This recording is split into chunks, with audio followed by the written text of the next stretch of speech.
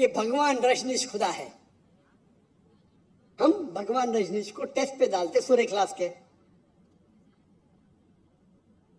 ایک شخص نے مجھے کہا ہم ہندو بھگوان رجنیش کو خدا نہیں مانتے. میں نے کبھی بھی نہیں کہا کہ ہندو بھگوان رجنیش کو خدا مانتے. میں نے کہا کچھ انسان بھگوان رجنیش کو خدا مانتے. ہم اس کو ٹیسٹ پہ ڈالیں گے سورہ اخلاص کے. پہلا ٹیسٹ ہے قل هو اللہ احد، کہو کہ اللہ ایک ہے. کیا رجنیش ایک ہے؟ اب ہندوستان میں دیکھیں گے ہزاروں لوگ، ہزاروں انسان اپنے آپ کو بھگوان کہتے ہیں، وہ ایک تو نہیں ہے. لیکن بھگنی شخص کہے گا نہیں میرا ایک ہی ہے. نمبر 2، اللہ الصمد، اللہ دا ایبسولوٹ ایٹرنل. کہ رجنیش ایبسولوٹ ایٹرنل تھا؟ کیا وہ صمد تھا؟ ہم جانتے اس کی آٹو بایوگرافی میں لکھا تھا کہ بھگوان رجنیش استھما سے سفر کر رہے تھے، ڈائبٹیز ملائٹس سے. آپ سوچو خدا کو استھما ہو گیا، خدا کو ڈائبٹیز ملائٹس ہو گیا. تیسرا ٹیسٹ لم یلد ولم یولد، ہی بگیٹس ناٹ نو از بگاٹن. نہ وہ کسی کو جنتا ہے نہ کسی سے جنا ہے. ہم جانتے ہیں بھگوان رجنیش کے والدین تھے، وہ یو پی میں پیدا ہوا. اس کے بعد وہ خود، ان کے والدین اس کے ڈسائپل بنتے، ان کے بھکت بنتے. وہ 1981 میں جاتے یو ایس اے، اور یو ایس اے میں ایک گاؤں رہتا ہے جس کا نام ہے اوریگن. اس کے اندر اپنا ادارہ قائم کرتے، کہتے ہیں رجنیش پورم. اس کے بعد چند سال بعد امریکن گورنمنٹ اسے اریسٹ کرتی ہے اور جیل میں ڈالتی ہے. رجنیش کہتا ہے کہ امریکن گورنمنٹ نے مجھے سلو پوائزننگ دی. سلو پوائزننگ، آج سوچ سکتے خدا کو کوئی سلو پوائزننگ کر رہا ہے. اور رجنیش اب وہ واپس آتے پونا میں، انڈیا میں، مہاراشٹر میں، اور ایک نئے آرگنائزیشن شروع کرتے اوشو. اس کے مرنے کے بعد اس کے سمادھی پہ لکھا ہے Osho Rajneesh never born, never died, but visited the earth from the 19th of December to the 31st of January. بھگوان رجنیش نہ پیدا ہوا نہ مرا، لیکن اس دھرتی کو وزٹ کرنے کے لیے، دھرتی کو گھومنے کے لیے وہ آیا. اس سمادھی پہ یہ نہیں لکھا تھا کہ بھگوان رجنیش کو 21 ممالک کا ویزا نہیں ملا. آپ سوچ سکتے خدا بھگوان دھرتی کو وزٹ کرنے آتا ہے اور اس کو ویزا کی ضرورت ہے. اور آرک بشپ آف گریس کہتے ہیں اگر آپ بھگوان رجنیش کو نہیں نکالیں گے ہم اس کا گھر جلا دیں گے. تو جو بھی آپ کہتے ہیں خدا ہے، اسے سورہ اخلاص کے ترازو پہ تولو. اگر وہ پاس ہوتا ہے ہمیں کوئی گلا شکوہ نہیں کہ وہ خدا ہے، لیکن اگر پاس نہیں ہوتا ہے تو وہ غلط خدا ہے. تو سورہ اخلاص is the touchstone. It is the litmus test for knowing، جاننے کے لیے وہ اصلی خدا ہے کہ نہیں. Hope that answers the question. یہ لاسٹ کوشچن ہے خواتین کی جانب سے بس. پھر باقی جو آپ کے سوالات ہیں انشاءاللہ ڈاکٹر صاحب 5 اور 6 اکتوبر کو بھی انشاءاللہ ادھر ہی گورنر ہاؤس میں نشست ہوگی، جس میں انشاءاللہ آپ لوگوں کے ساتھ سوال و جواب کی نشست بھی ہوگی. تو آخری کوشچن خواتین کی جانب سے. میں ہمنا حبیبی ہوں. I am a student of matric. اور پچھلے ویک ہماری کلاس میں یہ ڈسکشن ہو رہی تھی کہ خواتین کے ساتھ Can we allow the last question also from a non-Muslim? اگر کوئی غیر مسلم ہے بھائی یا بہن جو سوال پوچھنا چاہتے، کوئی نان مسلم غیر مسلمان ہے؟ سر ناٹ اویلیبل. آپ تو ایک دم جنکی کے جو لاسٹ ٹائم ناٹ اویلیبل بول کے 3 آ گئے. پوچھنے دو نا مجھے پیار سے. آپ سے ڈرتے ہوئیں گے، شاید میرے سے نہیں ڈریں گے. اگر کوئی غیر مسلم، تو ہاتھ اوپر ہے. کوئی غیر مسلم ہے جو سوال پوچھنا چاہتا ہے، آپ کا سیکنڈ ہوئیں گا. اگر کوئی نیا غیر مسلم ہے جو سوال پوچھنا چاہتا ہے، آپ ماشاءاللہ گورنر ہاؤس میں محفوظ ہے. کوئی نان مسلم کوئی سوال پوچھنا چاہتا ہے، تو خواتین کے شعبے سے یا کوئی نان مسلم ہے؟ اچھا بھائی صاحب پوچھ سکتے ہو. آپ کا نام اور آپ کا پیشہ.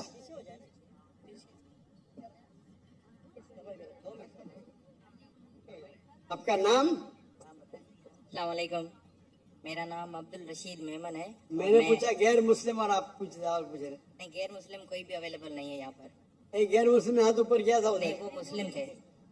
कोई गैर मुस्लिम है? अगर गैर मुस्लिम ने तो पहले खातून को देंगे, उनने पहले पूछे। कौन गैर मुस्लिम है? एक खातून मुसलमान जिससे पूछी थी पहले, उसको।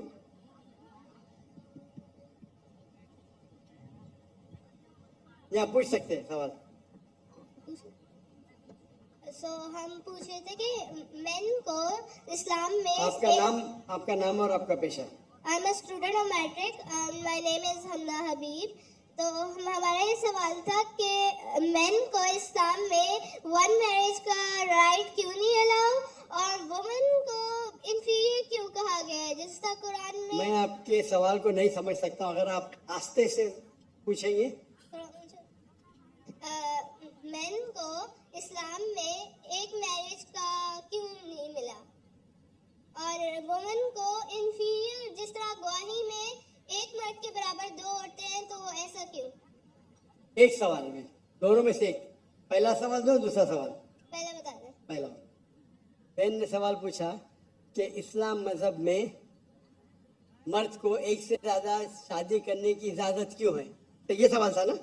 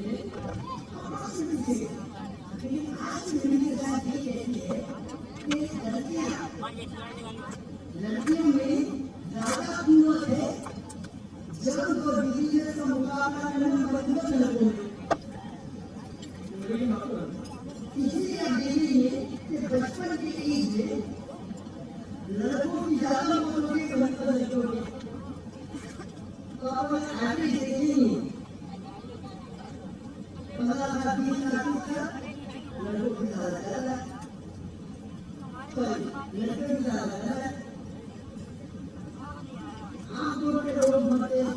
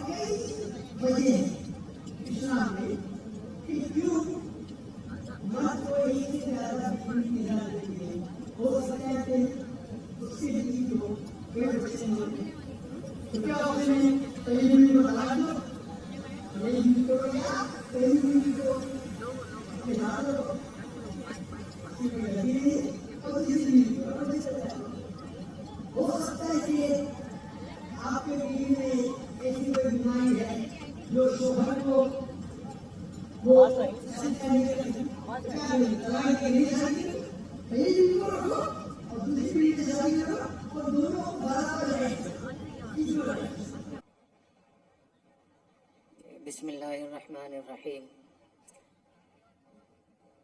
میں عالم اسلام کے ایک عظیم مبلغ اور داعی جناب ڈاکٹر ذاکر نائک صاحب کو پاکستان میں پاکستانی قوم کی طرف سے تمام حاضرین کی طرف سے خوش آمدید کہتا ہوں، مرحبا کہتا ہوں. آج ہمارے لیے بہت خوشی کا دن ہے اور میں اس موقع پہ 2-3 باتیں ضرور عرض کرنا چاہوں گا. سب سے پہلی بات یہ کہ یہاں بہت سارے علماء ہیں، مختلف رہنما ہیں جو اپنی پارٹی کی بات کرتے ہیں، جو مکتب فکر کی بات کرتے ہیں. کوئی دیوبندیت کی بات کرتا ہے، کوئی سنی، کوئی شیعہ، کوئی بریلوی، کوئی اہل حدیث، کوئی اور بات کرتا ہے. لیکن ڈاکٹر ذاکر نائک صاحب انسانیت کی بات کرتے ہیں. تو یہ بہت بڑا ہمارے لیے ایک موقع ہے کہ یہ ہم سب سے اوپر بات کر رہے ہیں، اور ان کا جو دائرہ کار ہے اس میں 8 بلین انسان ان کے سامنے ہیں. یہ بہت بڑی بات ہے، اور میں سمجھتا ہوں کہ ڈاکٹر ذاکر نائک صاحب کا ہم شکریہ بھی ادا کریں، ہم ان کو بہت دھیان سے بھی سنیں، اور خاص طور پہ حضور اکرم صلی اللہ علیہ وسلم کی زبان مبارک سے جو اعلان کرا ہے اللہ تعالیٰ نے، قُلْ يَا أَيُّهَا النَّاسِ إِنِّي رَسُولُ اللَّهِ إِلَيْكُمْ جَمِيعًا. تمام انسانوں کو کہا گیا ہے کہ میں تم سب کا رسول ہوں. تو ڈاکٹر ذاکر نائک صاحب حضور اکرم صلی اللہ علیہ وسلم کی اسی بات کے داعی ہیں. یہ کتنی بڑی فضیلت کی بات ہے. دوسری بات، یہاں جو ہمارے حضرات تشریف لائے ہوئے ہیں، مختلف مذاہب کے حضرات تشریف لائے ہوئے ہیں، میں ان کو بھی خوش آمدید کہتا ہوں. اور میں ایک ان سے درخواست کروں گا اور ایک آپ سے درخواست کروں گا. آپ سے تو میں یہ درخواست کرنا چاہتا ہوں کہ جو لوگ بھی کسی بھی ریاست میں کسی ایگریمنٹ کے ساتھ کسی نیشنلٹی کے ساتھ، کسی ویزے کے ساتھ رہتے ہیں، ان کے وہ تمام حقوق ہیں جو مسلمان کے ہیں۔ تو ان جو اقلیتیں پاکستان میں رہتی ہیں، ان کی جان، مال، تحفظ اور عزت کی حفاظت ہم سب پر فرض ہے۔ یہ کتنے افسوس کی بات ہے کہ کوئی ایک آدمی حرکت کرتا ہے، پوری بستی کی بستیاں جلا دی جاتی ہیں۔ نبی کریم صلی اللہ علیہ وسلم نے ارشاد فرمایا، جو اقلیتوں کو نقصان پہنچائے گا تو قیامت کے دن میں خود اس کا دعوے دار ہوں گا۔ تو آپ یاد رکھیے کہ اگر اقلیتوں پہ یہاں کوئی ظلم ہوتا ہے، کوئی زیادتی ہوتی ہے، کوئی نقصان ہوتا ہے، تو نبی کریم صلی اللہ علیہ وسلم آپ کا گریبان پکڑیں گے قیامت کے دن۔ تو یہ بہت بری بات ہے، ہمیں اس سے توبہ کرنی چاہیے، اور ان جتنی بھی لوگ یہاں رہتے ہیں ان کا ہمیں خیال رکھنا چاہیے، چاہے وہ سفارتکار ہوں، چاہے وہ مختلف اقلیتوں کے لوگ ہوں۔ اسی طریقے سے میں یہ بھی عرض کرنا چاہتا ہوں آپ سے کہ ہمیں اس کا پتہ ہونا چاہیے کہ نبی کریم صلی اللہ علیہ وسلم نے وہ تمام حقوق جو مسلمانوں کو دیے ہیں، وہ ان اقلیتوں کو بھی دیے ہیں جو کسی معاہدے کے ساتھ رہتے ہیں۔ فقہا نے لکھا ہے جیسے کسی مسلمان کی غیبت ناجائز ہے، ایسے جو غیر مسلم اسلامی ملک میں رہتے ہوں ان کی غیبت بھی ناجائز ہے، ان سے حسد کرنا بھی ناجائز ہے۔ تو ہم کس طریقے سے لوگوں پہ ظلم کرتے ہیں اور نام سنتے ہی ہم ان کو نقصان پہنچاتے ہیں، تو ہمیں اس کا خیال رکھنا چاہیے۔ دوسری بات اسی میں کہ ہمارے دین میں نبی کریم صلی اللہ علیہ وسلم نے غیر مسلموں کے ساتھ، اقلیتوں کے ساتھ کیا معاملہ کیا تھا۔ میں صرف ایک واقعہ آپ سے عرض کروں گا کہ حضرت ابو بصرہ غفاری رضی اللہ تعالیٰ عنہ وہ یہ کہتے ہیں، اجازت ہے نا بات کرنے کی؟ جی، وہ یہ کہتے ہیں کہ ہمارے علاقے میں قحط ہوا تو کچھ کھانے پینے کو نہیں تھا، تو ہماری قبیلے نے مشورہ کیا کہ ہم مدینہ چلتے ہیں، وہاں کھانے کے لیے ضرور ملے گا، وَنَحْنُ لَا نُرِيدُ الْإِسْلَامِ، اسلام لانے کا ارادہ نہیں تھا۔ تو اس سے معلوم ہوا کہ جو غیر مسلم ہمارے ملک میں رہتے ہیں، اگر وہ کسی پریشانی میں مبتلا ہوں تو ان کے ساتھ ہمارا اتنا اچھا رویہ ہونا چاہیے کہ وہ پریشانی میں ہم سے کہیں، ہم ان کے ساتھ پہنچیں۔ تو وہ کہتے ہیں کہ ہم مدینہ میں جب آئے تو نبی کریم صلی اللہ علیہ وسلم نے تمام جو وفد کے لوگ تھے ان کو تقسیم کر دیا اور صحابہ کرام سے کہا کہ آپ اپنے گھروں میں لے جائیں، ان کو رہائش بھی دیں، کھانا بھی کھلائیں۔ تو ابو بصرہ غفاری کہتے ہیں کہ مجھے کوئی نہیں لے کر گیا، مسجد میں میں اکیلا رہ گیا اور نبی کریم صلی اللہ علیہ وسلم، اور مجھے اس لیے نہیں لے کر گیا کہ میرا قد 6 گز تھا، یعنی 9 فٹ قد تھا ابو بصرہ غفاری کا۔ تو یہ محسوس ہوا کہ اتنے لمبے تڑنگے شخص کو کون کھانا کھلائے گا۔ تو نبی کریم صلی اللہ علیہ وسلم نے میرا ہاتھ پکڑا اور مجھے گھر لے گئے۔ آپ کا بھی روزہ تھا، گھر والوں کا بھی روزہ تھا، 7 بکریاں تھیں۔ تو نبی کریم صلی اللہ علیہ وسلم نے کہا کہ ان کو دودھ پلائیں، تو 7 بکریوں کا دودھ ابو بصرہ غفاری کہتے ہیں کہ میں پی گیا، اور نبی کریم صلی اللہ علیہ وسلم کے لیے اور آپ کے گھر والوں کے لیے کچھ نہیں بچا، کیونکہ میں نے دودھ بہت زیادہ پی لیا تھا اور پیٹ میرا خالی تھا۔ تو مجھے اسہال ہو گئے اور پیٹ کا مسئلہ ہوا، اور مجھے اتنے اسہال ہوئے کہ میں بالکل بستر بھی خراب ہو گیا، میرے کپڑے بھی خراب ہوئے۔ تو نبی کریم صلی اللہ علیہ وسلم کو اس بات کو دھیان سے سنیں، نبی کریم صلی اللہ علیہ وسلم کو رات میں اس کا پتہ چلا، آپ خود تشریف لائے، فغسلنی، خود اپنے ہاتھ سے میرا بال و براز دھویا، وَأَزَّرَنِي بِإِزَارِي، اور اپنے کپڑے مجھے پہنائے۔ تو نبی کریم صلی اللہ علیہ وسلم کا تو معاملہ اقلیتوں کے ساتھ یہ تھا، تو ہمیں بھی اس کا خیال رکھنا چاہیے۔ اسی طریقے سے جو حضرات یہاں تشریف لائے ہوئے ہیں مختلف مذاہب کے حضرات، میں ان سے کہتا ہوں کہ جس نبی نے آپ کے لیے وہ تمام حقوق دیے ہیں جو ایک عام مسلمان کے ہیں، تو اس نبی کا اکرام اور احترام آپ پر بھی کرنا چاہیے۔ اور خاص طور پہ جب آپ نے یہ کہہ دیا یا ایھا الناس انی رسول اللہ الیکم جمیعا، تو نبی کریم صلی اللہ علیہ وسلم سب انسانوں کے رسول ہیں، وہ آپ کے بھی رسول ہیں۔ یہ الگ بات ہے کہ آپ کو اطمینان نہ ہو، لیکن رسول اور نبی وہ آپ کے بھی ہیں۔ جیسے موسیٰ علیہ السلام ہم سب کے نبی ہیں، رسول ہیں، عیسیٰ علیہ السلام کو ہم سب مانتے ہیں، ایسی رسول اللہ بھی آپ کے بھی رسول ہیں۔ تو میں سمجھتا ہوں کہ جتنے بھی غیر مسلم ہیں ان کو نبی کریم صلی اللہ علیہ وسلم کی اس دعوت کو سوچنا چاہیے اور اس پہ ان کو غور کرنا چاہیے۔ تیسری بات، میں مختلف جو مکاتب فکر کے حضرات تشریف رکھتے ہیں، ہم لوگ کس بات پہ لڑتے ہیں؟ ہم سب لوگ یہاں پاکستانی ہیں، مسلمان ہیں، جو ہمارے آپس میں فقہی مسائل ہیں، نظریاتی مسائل ہیں، تو اپنے درسگاہ تک رکھیں، اپنے مدرسے تک رکھیں. دنیا میں پھیلا کر لوگوں کو لڑانا یہ فساد فی الارض ہے جو ناجائز ہے اور حرام ہے. اور اسی وجہ سے کتنے بڑے بڑے ملک ہمارے ہاتھوں سے چلے گئے ہیں.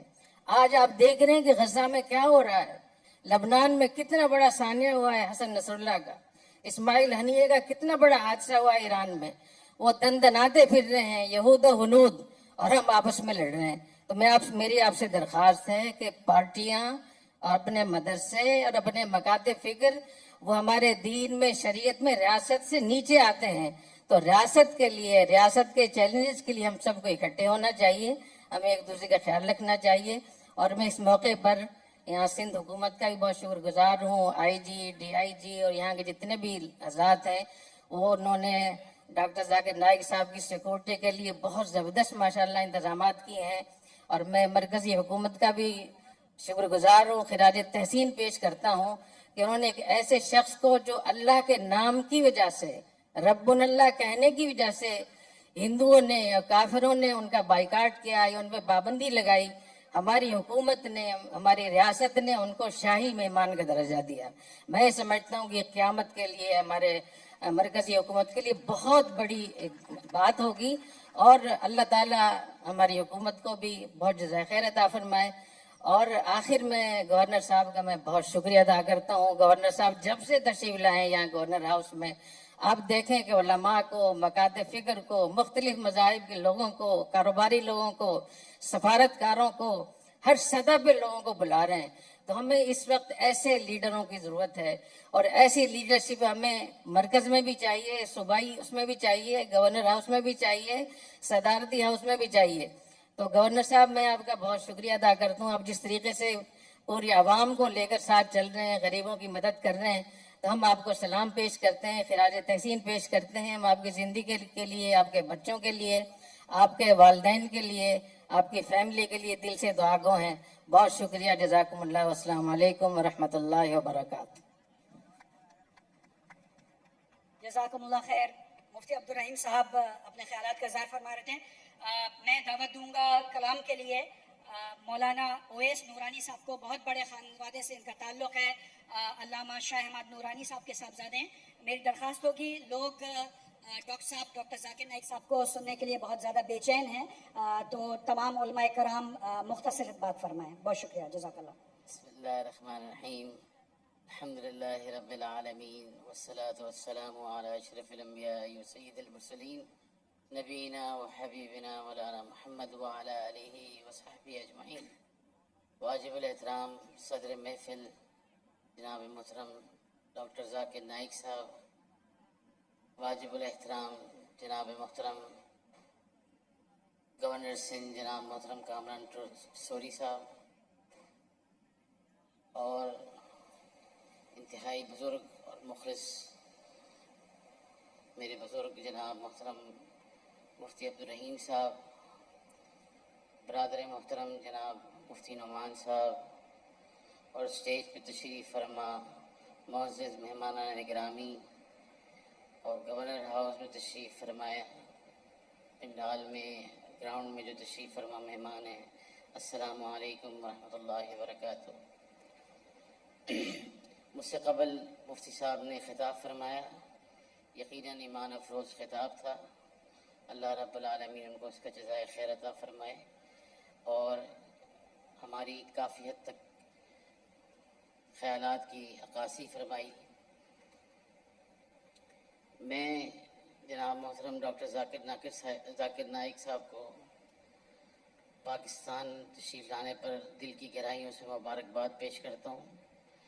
آپ پاکستان کے مہمان ہیں، آنریبل گیسٹ ہیں، اور ہمیں خوشی ہے کہ آپ نے اپنا قیمتی وقت پاکستان کے جو مختصر کیا.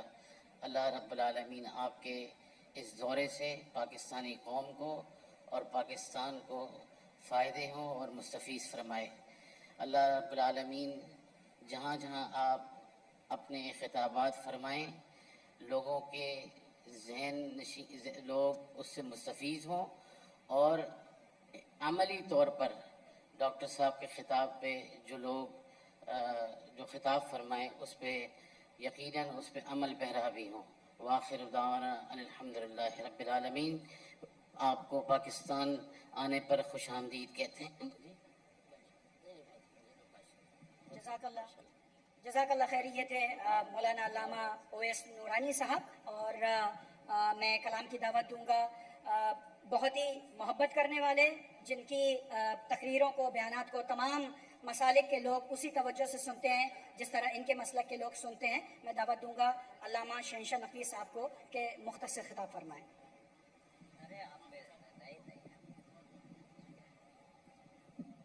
اعوذ باللہ من الشیطان الرجیم. بسم اللہ الرحمن الرحیم. قال اللہ تبارک و تعالی فی کتابہ المجید. بسم اللہ الرحمن الرحیم. واعتصموا بحبل اللہ جمیعا ولا تفرقوا.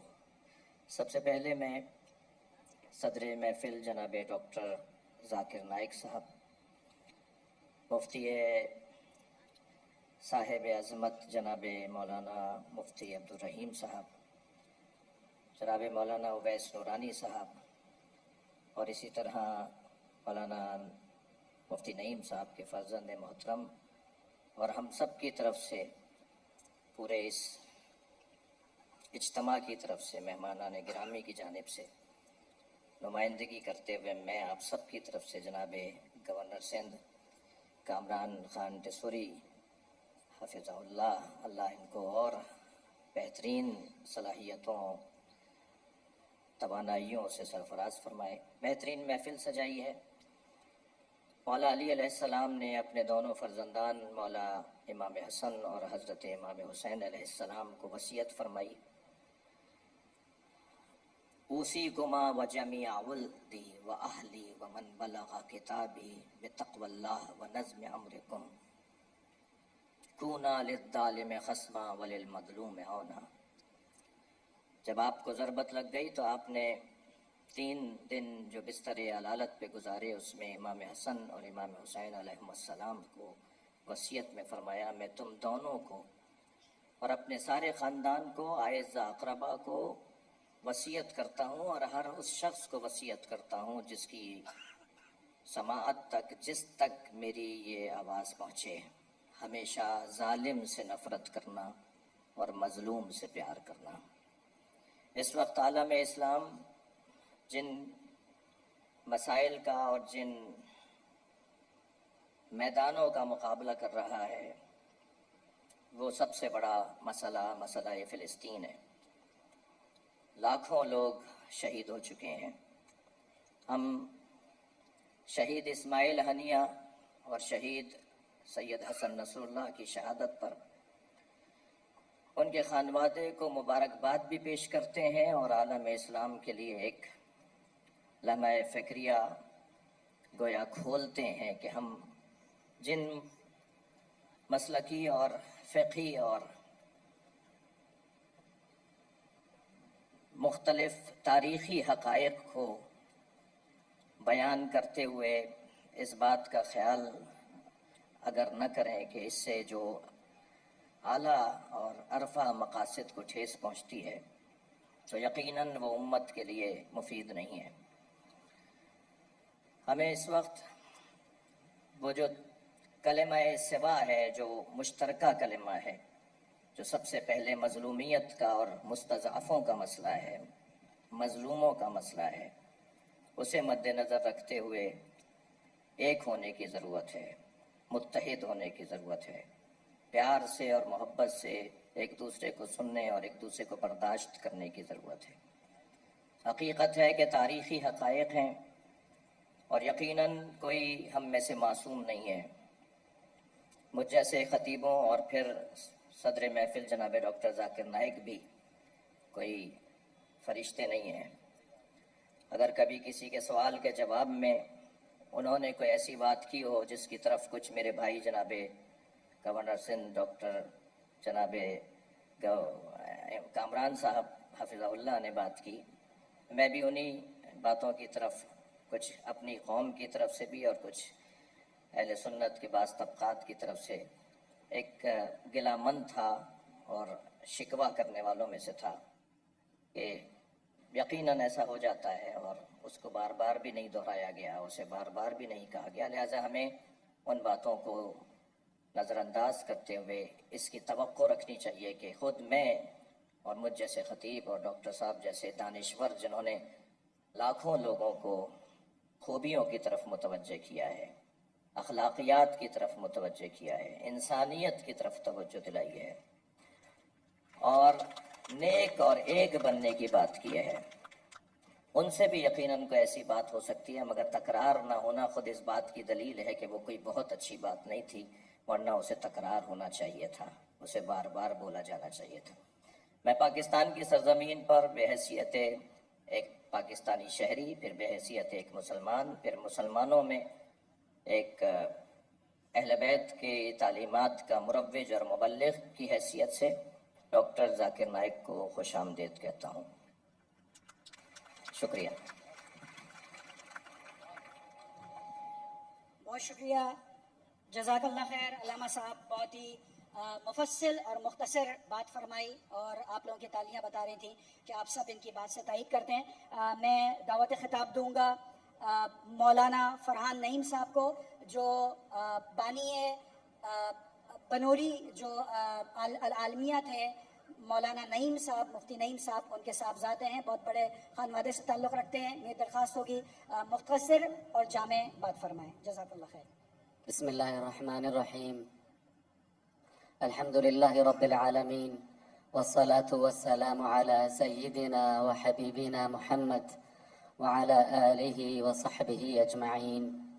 قال اللہ تبارک وتعالی: ومن احسن قولا ممن دعا الى اللہ وعمل صالحا وقال اننی من المسلمین۔ قال النبی صلی اللہ علیہ وسلم قال لعلی رضی اللہ عنہ: فواللہ لأن يهدي الله بك رجلا واحدا خیر لك من حمر النعم، متفق علیہ، صدق اللہ العظیم۔ معزز سامعین اکرام، خواتین و حضرات، السلام علیکم ورحمۃ اللہ وبرکاتہ۔ آج ہم یہاں پر ایک تاریخی موقع پر جمع ہیں۔ ہمارے درمیان عالم اسلام کی عظیم علمی شخصیت جناب ڈاکٹر ذاکر نائک حفظہ اللہ تعالی اور ان کے فرزند انجمن شیخ فارق نائک ہمارے درمیان موجود ہیں۔ الحمدللہ پاکستان کے لیے، عالم اسلام کے لیے، دنیا بھر کے اندر دعوت الی اللہ کی ترویج کے لیے ڈاکٹر صاحب کی جو خدمات ہیں اس کو ہم خراج تحسین پیش کرتے ہیں، اور ہم دل کی گہرائیوں سے ڈاکٹر صاحب کو یہاں پر پاکستان میں سندھ حکومت کی جانب سے، جناب گورنر صاحب کی جانب سے، یہاں پر جتنے بھی اجتماع کے اندر جتنے لوگ یہاں پہ موجود ہیں، مختلف ممالک کے کونسل جنرلز ہیں، تاجر برادری ہے، علماء ہیں، طلباء ہیں، سب کی جانب سے ڈاکٹر صاحب کو پاکستان آمد پر خوش آمدید کہتے ہیں۔ اہلاً و سہلاً و مرحبا، اہلاً و سہلاً و مرحبا۔ میں آپ کے اور ڈاکٹر صاحب کے درمیان زیادہ حائل نہیں ہونا چاہتا، ہم سب ڈاکٹر صاحب کو سننے کے لیے آئے ہوئے ہیں۔ وآخر دعوانا ان الحمد للہ رب العالمین۔ اب وہ گھڑی آ گئی ہے جس کے لیے آپ تمام لوگ یہاں پر جمع تھے۔ اب وہ گھڑی آ گئی ہے جس کے لیے آپ نے اتنا وقت لگایا۔ اب وہ گھڑی آ گئی ہے جب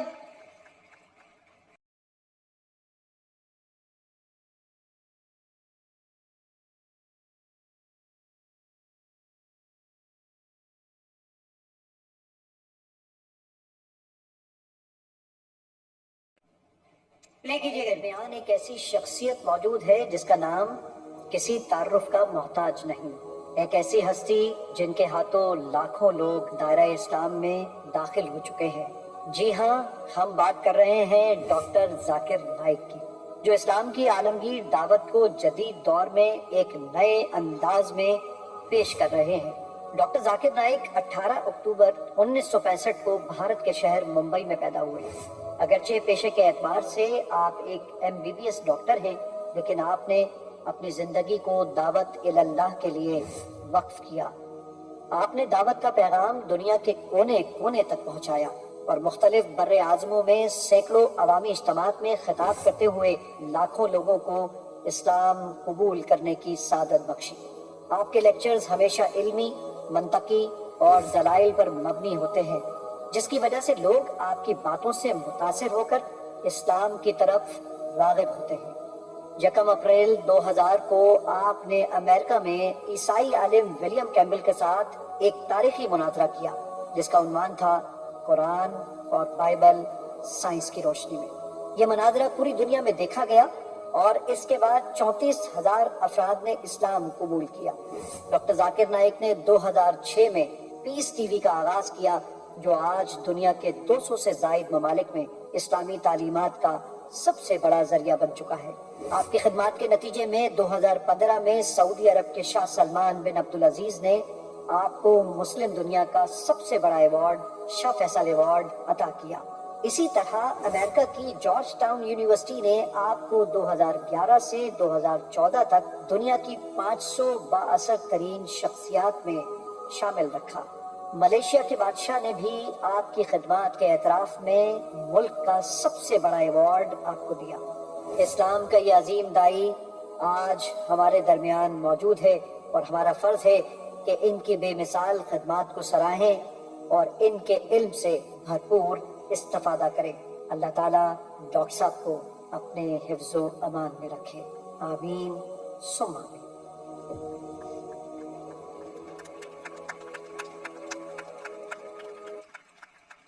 ہے آیا یورش تاتار کے افسانے سے، پاسباں مل گئے کعبے کو صنم خانے سے۔ آپ تمام لوگوں کی بھرپور تالیوں میں، بلکہ میں آپ سے گزارش کروں گا کھڑے ہو کے استقبال کیجئے ڈاکٹر ذاکر عبدالکریم نائک کا۔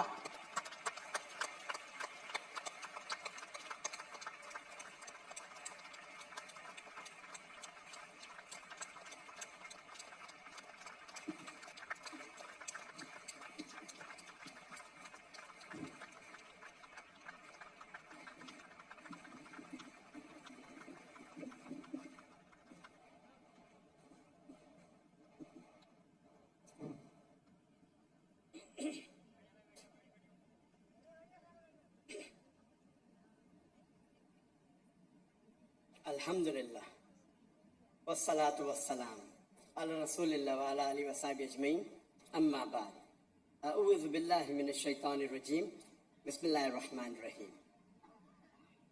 وقل جاء الحق وزاق الباطل ان الباطل کان زہوقا رب اشرح لی صدری ویسر لی امری واحلل عقدۃ من لسانی یفقہوا قولی۔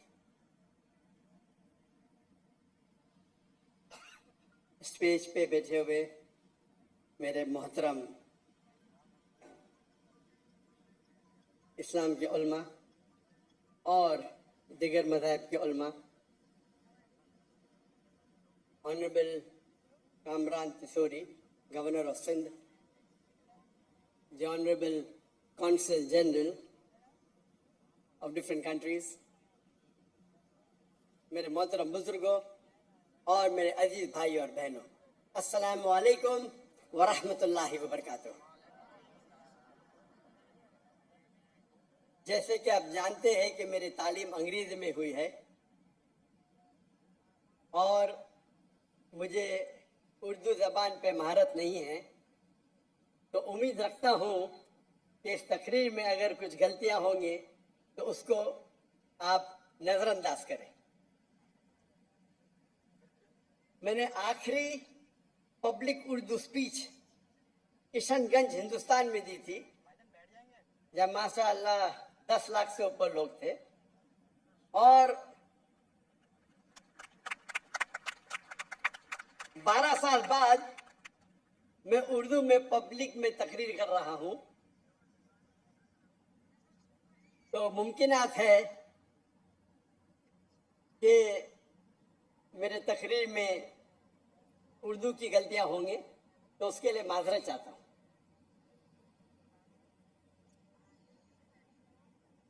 آج مجھے بہت خوشی ہو رہی ہے کہ میں پاکستان کی سرزمین پہ ہوں. یہ میری خواہش تھی کئی سالوں سے کہ میں پاکستان تقریر کے دورے پہ آؤں. 33 سال پہلے 1991 میں 1991 میں پرسنل وزٹ پہ آیا تھا، لیکن آج پہلی بار خصوصاً تقریر کے دورے پہ حکومت پاکستان کے دعوت پہ میں آیا ہوں. اور یہ لاسٹ 2-3 دنوں سے مجھے بہت خوشی محسوس ہو رہی ہے، اور امید رکھتا ہوں کہ اس لیکچر کے دورے سے میں کافی نالج، علم اور بھائی چارہ محسوس کروں انشاءاللہ.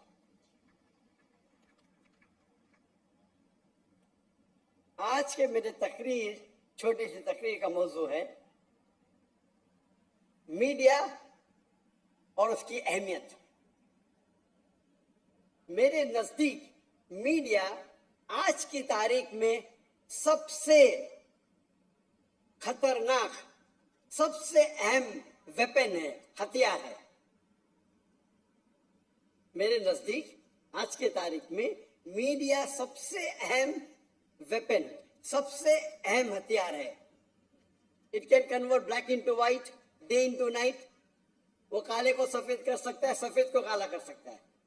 اٹ کین، وہ ایک ہیرو کو ولن بنا سکتا ہے، ولن کو ہیرو بنا سکتا ہے. اور آج کے انٹرنیشنل میڈیا میں ہم دیکھتے ہیں کہ اسلام کے خلاف ایک پروپیگنڈا ہو رہا ہے.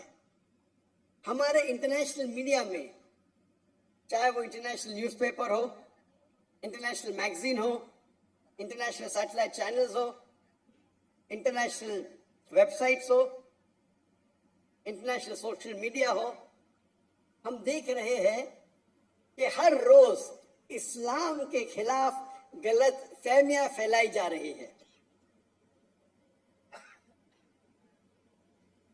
جہاں تک کہ میڈیا کا سوال ہے، ہم مسلمان انٹرٹینمنٹ میڈیا میں بہت ماہر ہیں.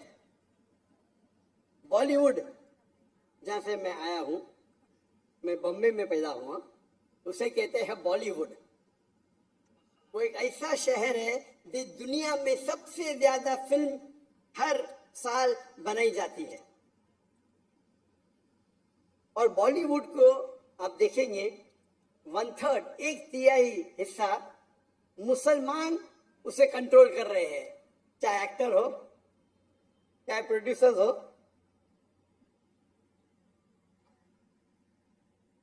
یہ افسوس کی بات ہے کہ انٹرٹینمنٹ میڈیا میں ہم ماہر ہیں. ہم دیکھیں گے عربک میڈیا میں بھی ہم انٹرٹینمنٹ میں ماہر ہیں، لیکن جہاں تک کہ اسلامک میڈیا کا سوال ہے، ہم مسلمان مسکین ہیں، بیکورڈ ہے، کمزور ہے. کیوں؟ ہم جب بزنس کرتے ہیں تو عالی شان آفس، عالی شان گاڑیاں، عالی شان اکوپمنٹ. انٹرٹینمنٹ میڈیا کے لیے بیسٹ کیمراز ہے دنیا کے. لیکن دین کو پریزنٹ کرنے کے لیے، اللہ کا پیغام پھیلانے کے لیے جو ٹیکنالوجی ہم استعمال کرتے ہیں وہ ایک دم کمزور ہے. ہم اکثر دیکھیں گے جب اسلامک سیٹلائٹ چینل ہے تو ان کے کیمرہ کو میں کہتا ہوں ٹوائے کیمرہ، کھلونے کے کیمرہ. جو بینڈویڈتھ استعمال کرتے ہیں اکثر دینی Islamic channel 2 mega but, 3 mega but, کچھ چینل کے 1.5 میگا بٹ. ایک سیٹلائٹ چینل یا 2، کبھی کبھی 3-4. جو گرافکس ہم استعمال کرتے ہیں اتنے کمزور ہے کہ اگر کوئی ٹیلی ویژن دیکھے گا تو 3-4 منٹ میں اس کو آف کر لے گا. इसी नुक्ते नजर से 2005 में मैंने सोचा कि क्यों ना हम एक इस्लामिक सैटेलाइट चैनल कायम करें जो इंटरनेशनल स्टैंडर्ड के हिसाब से हो।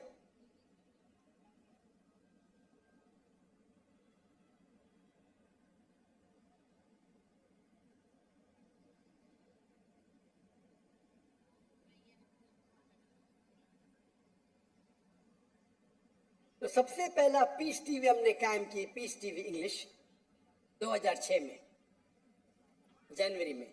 और हमारा मयार दिगर इस्लामिक सैटेलाइट चैनल नहीं थे, लेकिन जो बेस्ट सैटेलाइट चैनल माने जाते थे उस वक्त, star TV, top entertainment channel, हम उसको मयार में रख के हमने एक सैटेलाइट चैनल कायम किया। और हमारे जो ग्राफिक्स थे उसी तरीके से उम्दा थे जिस तरीके से एंटरटेनमेंट मीडिया इस्तेमाल करती थी। और हमने बेस्ट कैमरा जो ब्रॉडकास्ट इंडस्ट्री का उस टाइम 2005-2006 तो बेस्ट कैमरा था वो डिजिटल बीटाकैम था। हमने वो कैमरे इस्तेमाल किए और अल्लाह के फजल से चंद सालों में अल्हम्दुलिल्लाह पीस टीवी इंग्लिश दुनिया का सबसे ज्यादा देखे जाने वाला सिर्फ इस्लामिक चैनल ने मजहबी चैनल दुनिया का हो गया, माशाल्लाह।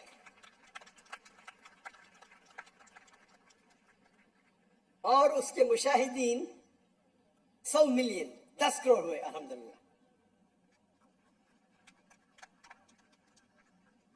हमारा पीस टीवी इंग्लिश हमने 10 मेगाबिट इस्तेमाल किया, 10, तकरीबन 3 से 4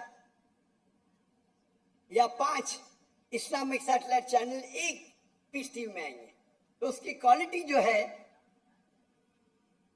क्योंकि ये हमारे अल्लाह के रसूल की हदीस है कि जो भी काम करो तो एहसान सबसे बेस्ट करो।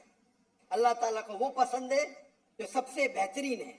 तो जब हम दीन को फैला रहे हैं तो क्यों ना हम बेस्ट इक्विपमेंट इस्तेमाल करें, बेस्ट बैंडविड्थ।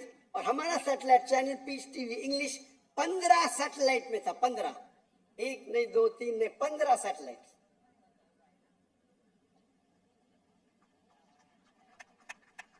दो 2009 में हमने दूसरा सैटेलाइट चैनल कायम किया, पीस टीवी उर्दू, जिसकी व्यूअरशिप अल्हम्दुलिल्लाह 8 करोड़ है।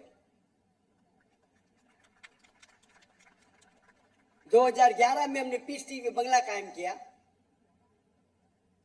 जिसकी व्यूअरशिप 5 करोड़ है। और 2015 में हमने पीस टीवी सीनी, पीस टीवी चाइनीज कायम किया, जिसकी व्यूअरशिप 2 करोड़ है अल्हम्दुलिल्लाह।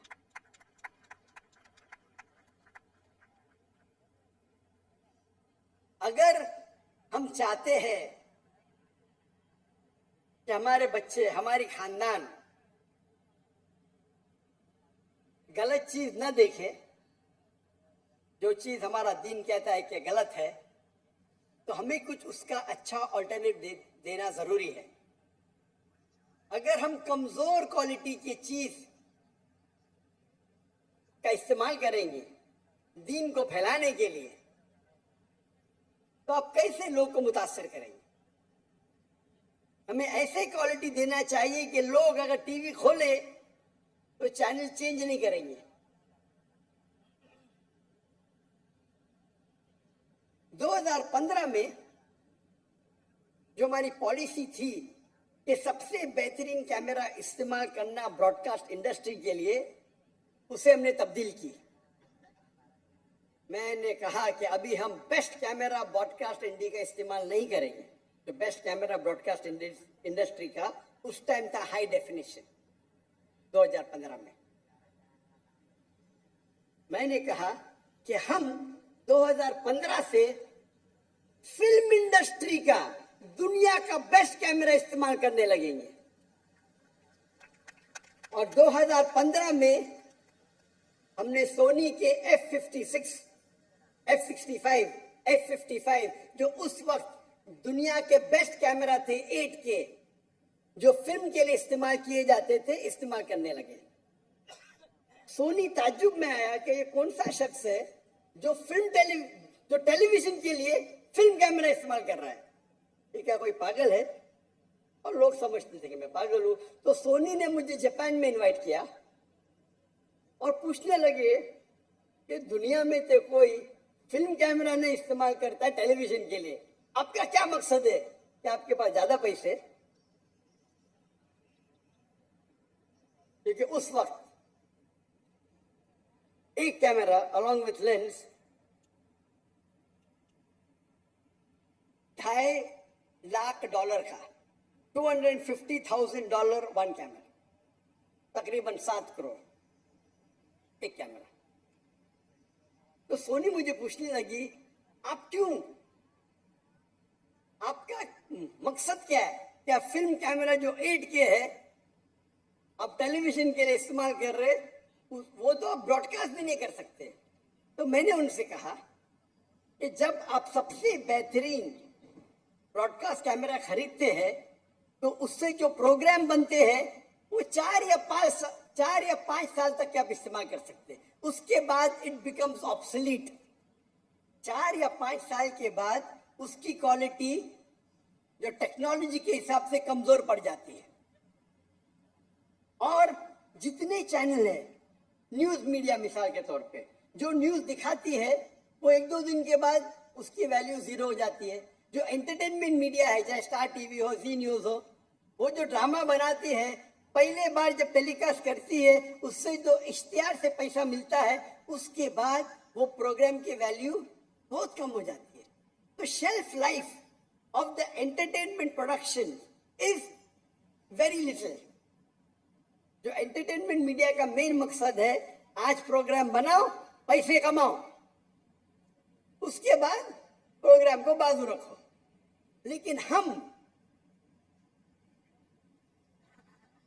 जो उल्मा की तकरीर की रिकॉर्डिंग करते हैं, वो उल्मा की तकरीर सिर्फ 4 या 5 साल के लिए काफी नहीं है। वो हमारे बड़े उल्माए दीन, उनका इंतकाल होने के बाद हम उनके इल्म से कैसे हम मुफीद हो, किस तरीके से हम उनका जो इल्म है उससे हम फायदा उठा सकते हैं। तो हम जब शूटिंग करते हैं, best quality of film camera में शूटिंग करते हैं, उसको डाउनग्रेड करते हैं टू HD। 8K में रिकॉर्डिंग करते हैं, लेकिन वो ओरिजिनल रिकॉर्डिंग तकरीबन 60 से 70 साल तक हम इस्तेमाल कर सकते हैं। कितने साल तक? 60 से 70 साल। और अगर कोई ताजिर मेरे पास आएगा, पूछेगा ये इतने महंगे कैमरा, 7 करोड़ का ही कैमरा, तो मैं उसे कहता हूं हमारा जो सैटेलाइट चैनल है, 15 सैटेलाइट चैनल से तो लोग काम कर रहे हैं। पूरा बजट आप देखेंगे, ये बेहतरीन कैमरा खरीदने के वजह से मेरा बजट सिर्फ 3% बढ़ता है सालाना। कितना? 3%। क्योंकि मेरी सैलरी सेम है, तनख्वाह सेम है, सैटेलाइट का कॉस्ट सेम है, सिर्फ इक्विपमेंट का कॉस्ट बढ़ गया। तो 3% में ज्यादा खर्चा कर रहा हूं, या हो सकता है 4%, लेकिन मैं वो प्रोग्राम की जो रिकॉर्डिंग करता हूं उसे महदूद कर उसे सेव कर लेता हूं 60 और 70 साल के लिए। तो कौन अच्छा बिजनेसमैन?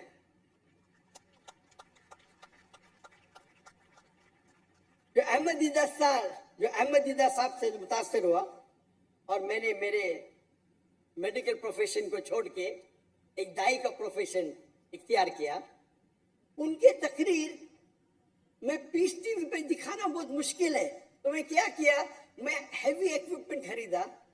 उनके 200 घंटे को अपग्रेड करने के लिए मैंने $1 बिलियन खर्चा किए, 10 करोड़ पाकिस्तानी रुपए। और फिर भी मैं पीस टीवी पे टिकर देता हूं, क्वालिटी वेरी पुअर।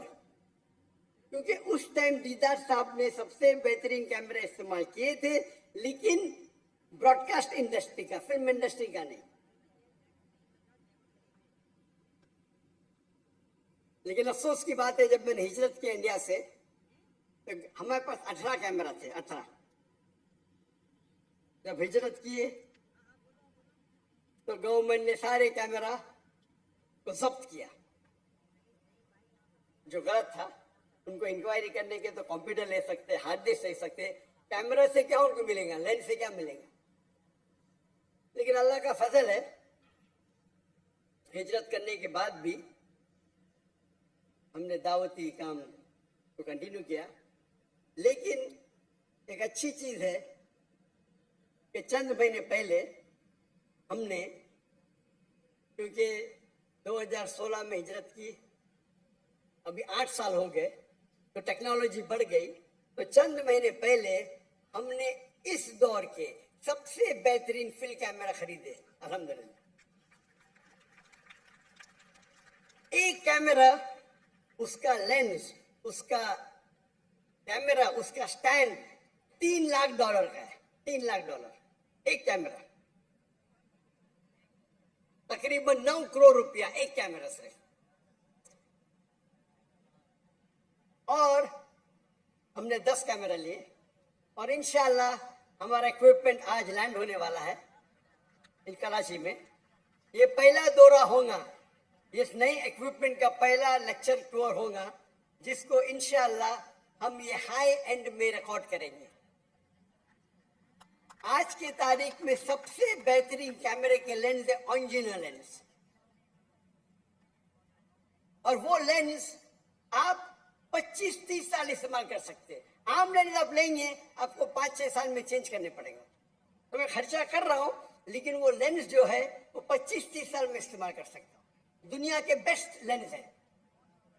हमने कैमरा खरीदी सोनी विनिस 2, जो आज की तारीख में 8.6 के है।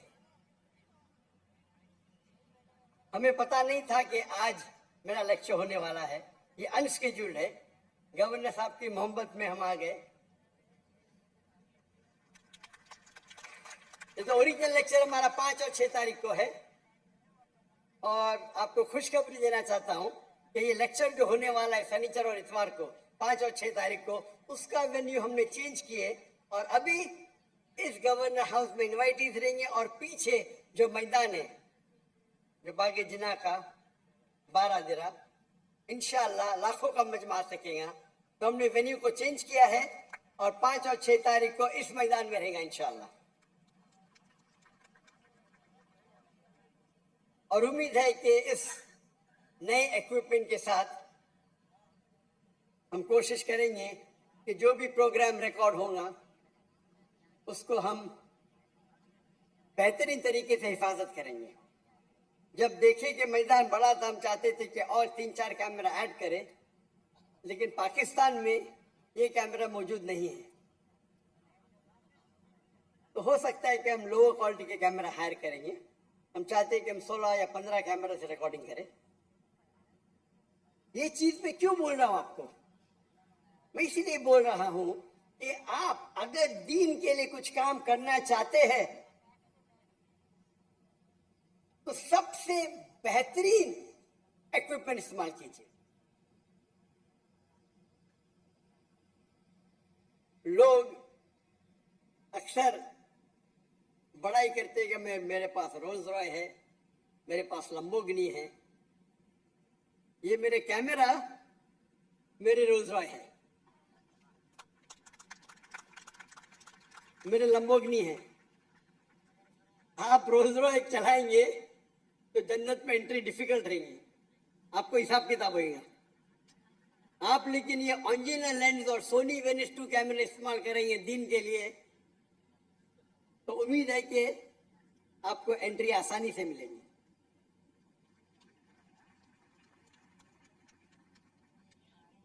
तो क्योंकि हम उम्दा टेक्नोलॉजी इस्तेमाल करने लगे और ये पीस टीवी फैलने लगा, जैसे पीस टीवी फैलने लगा तो जब भी आप कुछ अच्छा काम करते हैं और لوگ آپ کو چاہنے لگتے ہیں تو اس کے ساتھ ساتھ مخالفت بھی بڑھنے لگتی ہے.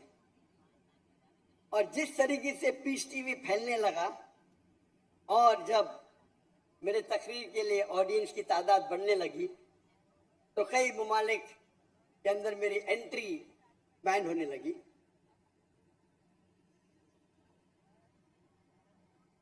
لیکن جو میرا پوائنٹ ادھر ہے، نقطہ ہے کہ آپ دین کے کام کے لیے سب سے بہترین ایکوپمنٹ استعمال کیجیے.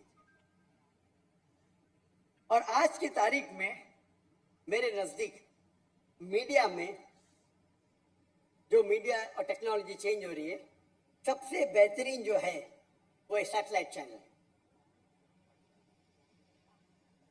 ہمارے پاس پرنٹ میڈیا بھی ہے جس کے فائدے اور نقصانات بھی ہیں. وقت کی قلت ہے. آڈیو میڈیا ہے، ویڈیو میڈیا ہے. ابھی سوشل میڈیا ایکسپینڈ ہو رہا ہے. سوشل میڈیا اور سوشل میڈیا سیٹلائٹ میڈیا کو انشاءاللہ میرے نزدیک اب تک اوورٹیک نہیں کیا ہے، لیکن انشاءاللہ کر لیں گا. تو ہم مسلمان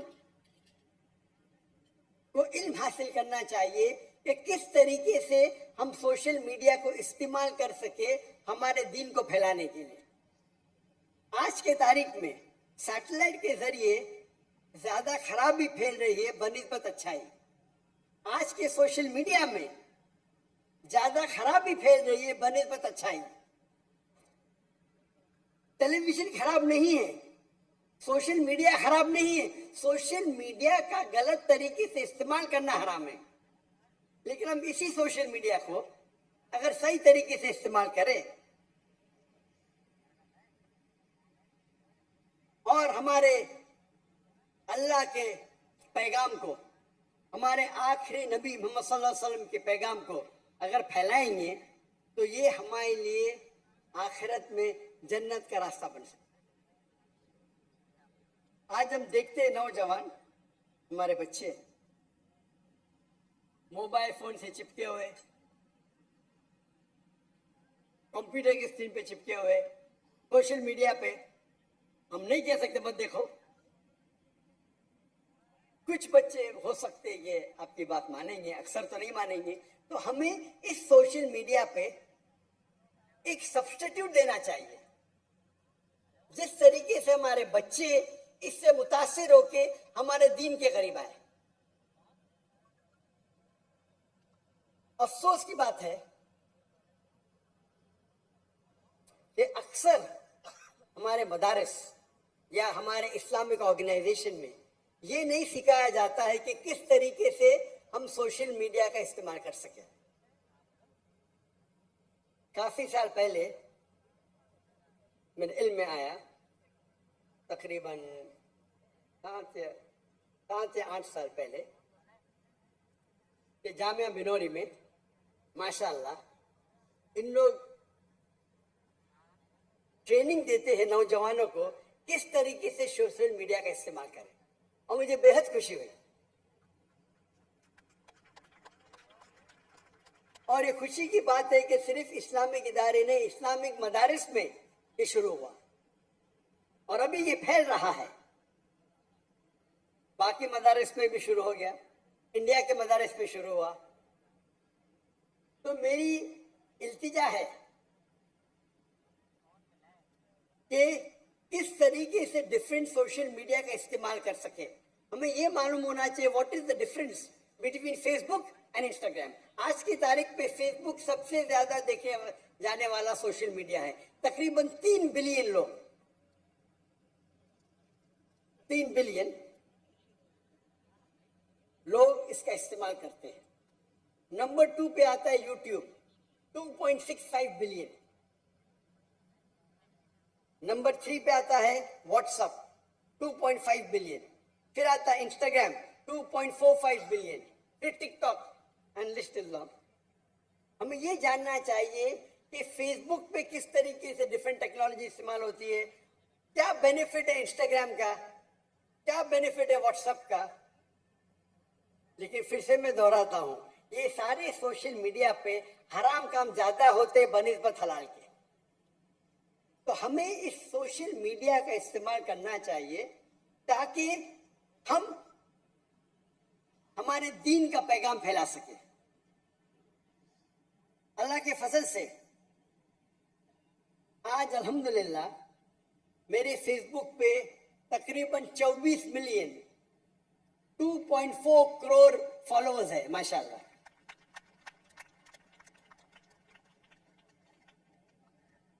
لیکن جیسے ٹیکنالوجی بڑھتی ہے اور وہ جاننے لگتے کہ آپ دین کا کام، اسلام کا کام کر رہے ہیں، وہ آپ کو شیڈو بین کرتے ہیں. شیڈو بین مطلب وہ آپ کے جو فالوورز ہیں اس کو بڑھنے نہیں دیتے یا بہت کم بڑھنے دیتے.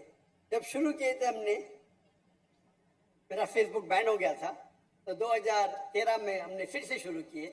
ایک سال میں 4 ملین، دوسرے سال میں 8 ملین پہنچ گئے، تیسرے سال میں 12 ملین، یعنی ایوریج ہر سال میں 4 ملین بڑھتے تھے. لیکن 2017 کے بعد ایک سال میں 1 ملین، ابھی ایک سال میں 1 لاکھ یا 2 لاکھ ہوتے. اسے کہتے ہیں شیڈو بیننگ. شیڈو بین مطلب آپ کے گروتھ میں وہ سپینر ڈال دیتے، مطلب ان کے پاس الگورتھمز ہے کس طریقے سے وہ آپ کے گروتھ کو روکے. پہلے جب ہم یوٹیوب پہ کوئی یوٹیوب ریلیز کرتے تھے، ماشاءاللہ 50,000، 1 لاکھ، 2 لاکھ، ابھی 2,000. لیکن کیونکہ میرے کوئی بھی پروگرام میں کاپی رائٹ نہیں ہے تو وہی تقریر جو میرے چینل پہ 2,000 3,000 ہے، باقی لوگ کے چینل پہ 5 لاکھ 6 لاکھ ہے ماشاءاللہ اس کے ویورشپ. تو ہمیں دوسری ٹیکنالوجی استعمال کرنا چاہیے کس طریقے سے ہم اسے پھیلا سکیں. افسوس کی بات ہے کہ جتنی ٹیکنالوجی ہے یا جتنا میڈیا ہے اکثر وہ یہودی کے ہاتھ میں ہے. اللہ نے ہمیں بلیک گولڈ دیا ہے. مسلمان میرے نزدیک آج دنیا میں جو سب سے امیر انسان ہے وہ مسلمان ہے. اللہ نے انہیں بلیک گولڈ دیا، پیٹرول دیا ہے. اگر ہم اس کا صحیح استعمال کریں تو انشاءاللہ ہم میڈیا کو کنٹرول کر سکتے. لیکن ہم ہمارا پیسہ غلط چیزوں میں ضائع کرتے ہیں. اگر اور وقت کی قلت ہونے کی وجہ سے ابھی نیو ٹیکنالوجی ہے جسے کہتے ہیں AI، آرٹیفیشل انٹیلیجنس. یہ میڈیا کا موضوع اتنا بڑا ہے کہ پورے دن بھی بات کیے تو کم ہے. ابھی لیٹسٹ نہیں بولوں گا میں، لیکن late technology AI، artificial intelligence, جس کے ذریعے آپ کچھ بھی سوال پوچھو آپ کا جواب ملے گا. جو گرافک اتنا ڈیفیکلٹ تھا آج آسان ہو گیا. آپ کچھ کاپی کرنا چاہتے تو آسان ہے. کوئی چیز کو پروڈیوس کرنا چاہتے آسان ہو گیا. اس کے کئی فائدے ہیں. اور ابھی نیو لیٹسٹ آ رہا ہے QAI. وقت کی قلت ہے لیکن ہم مسلمان اس کے اوپر آرٹیفیشل انٹیلیجنس ٹیکنالوجی کے اوپر ریسرچ نہیں کر رہے ہیں، نہیں کے برابر.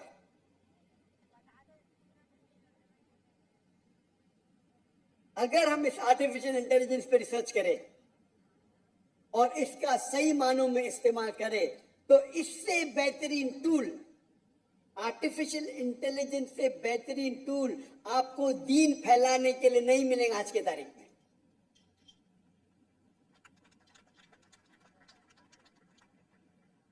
اور ماشاءاللہ میں جانتا ہوں کہ پاکستان بھائیوں میں جو جذبہ ہے،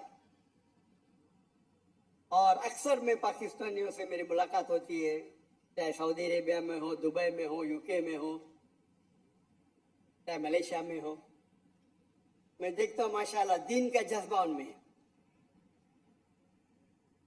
امید ہے کہ آپ اس جذبے کو لے کے اگر ایک پول بنائیں گے اور آرٹیفیشل انٹیلیجنس پہ ریسرچ کر کے اس کو دینی دعوتی میدان میں استعمال کریں گے تو اس سے بہترین کام نہیں ہو سکتا.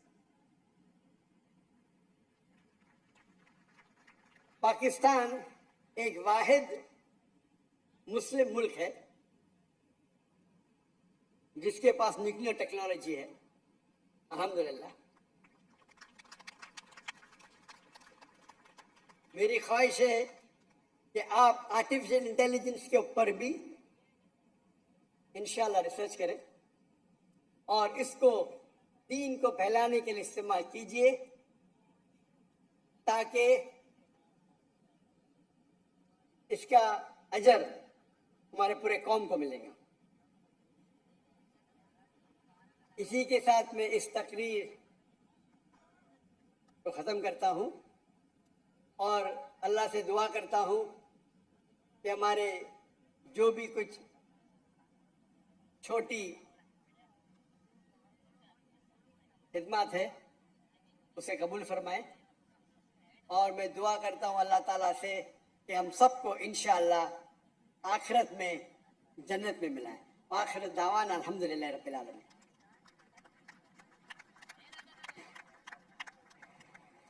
जज़ाकल्लाह खैर डॉक्टर साहब। अब मैं दावत दूंगा, बहुत ही अहम डॉक्टर साहब ने इसकी इजाज़त दी, और हम ये चाहते हैं कि क्वेश्चन आंसर सेशन जो डॉक्टर साहब का खासा है, ख़ास तौर पे जो डिफरेंट किस्म के इल्मी गुफ्तगू होती है, और मैं इसके अंदर सबसे पहले दावत देना चाहूँगा, अगर कोई हमारा नॉन मुस्लिम भाई यहाँ पर बैठा हुआ है तो सबसे पहला हक उसका होगा कि वो सवाल करे यहाँ पे। और दूसरी बात ये है कि आपने सबसे पहले अपना नाम बताना है, अपना प्रोफेशन बताना है, और अपना जो क्वेश्चन है आपका वो बिल्कुल स्पेसिफिक होना चाहिए और वो रिलेटेड होना चाहिए कि इस टॉपिक से रिलेटेड हो। किसी भी किस्म के फ़िरकावारियत या इख्तलाफी नोट पर बराह करम किसी किस्म का कोई सवाल ना पूछा जाए। तो अभी कोई किस माइक पर जी इस वक्त मेरे पास मौजूद है? मेरी टीम ज़रा मुझे बता देगी कि किस माइक पर खवातीन से कोई सबसे पहले सवाल पूछना चाहता है। जी सबसे पहले खवातीन को मौका देते हैं। जी मेरी बहन। अस्सलामुअलैकुम वरहमतुल्लाहि वबरकातुहू। मेरा नाम नुसरत नाज है। मैं अल हुदा इंटरनेशनल की तालिबा हूँ, सही बुखारी की। मुझे ये पूछना है कि जैसे दावा का काम हम सबसे पहले अपने घर से शुरू करें, तो उसमें हम हदीस को बताते हैं तो अल्फाज का बहुत ख्याल रखना पड़ता है कि अल्फाज इधर से उधर ना हो, क्योंकि हदीस का मामला है। तो उसको हम किस तरह याद रखें? बहुत शुक्रिया।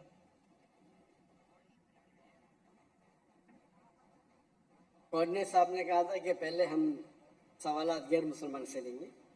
अगर कोई गैर मुसलमान है, मैं चाहूँगा कि उनके सवाल का जवाब दूँ, उसके बाद फिर मुसलमान होगा इंशाल्लाह।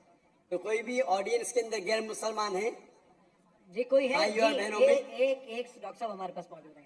जी बिल्कुल सही। आप अपना नाम और आपका पेशा कह सकते हैं तो कि मुझे और आसानी होगी जवाब देने में।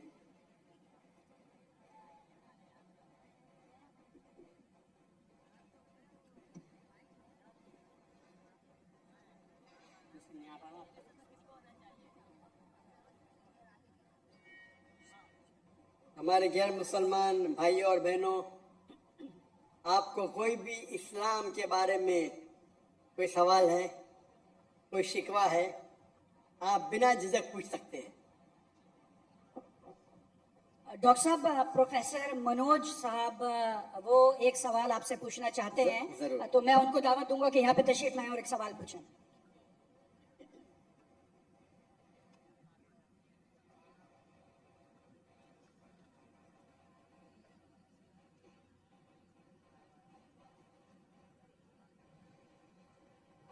सर्व मंगल मंगल्ये शिव सर्व साधिके शरण्ये त्र्यंबके गौरी नारायणी नमस्ते।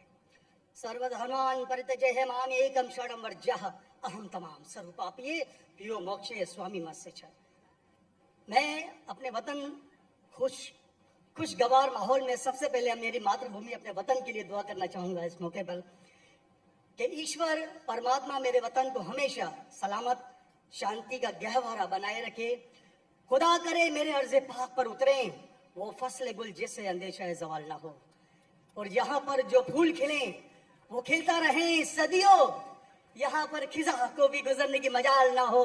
और खुदा करे, ईश्वर करे, परमात्मा करे ہم تمام لوگوں کے لیے حیات جرم نہ ہو، زندگی وبال نہ ہو۔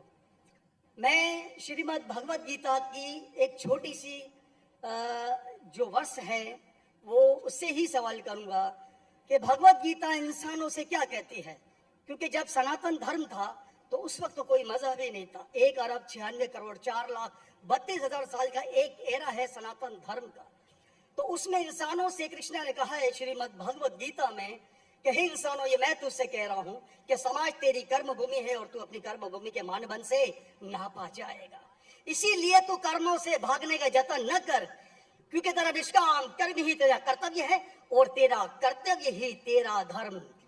لیکن یہ دھرم کیول تیرے ہت کے لیے ہے تو وہ دھرم پاپ کی اور جانے والا مارگ ہے، اس لیے اپنوں سے مکت ہو کر سماج کلیان کے لیے کرم کر کہ یہی موکش کا مارگ ہے، جنت کا راستہ ہے۔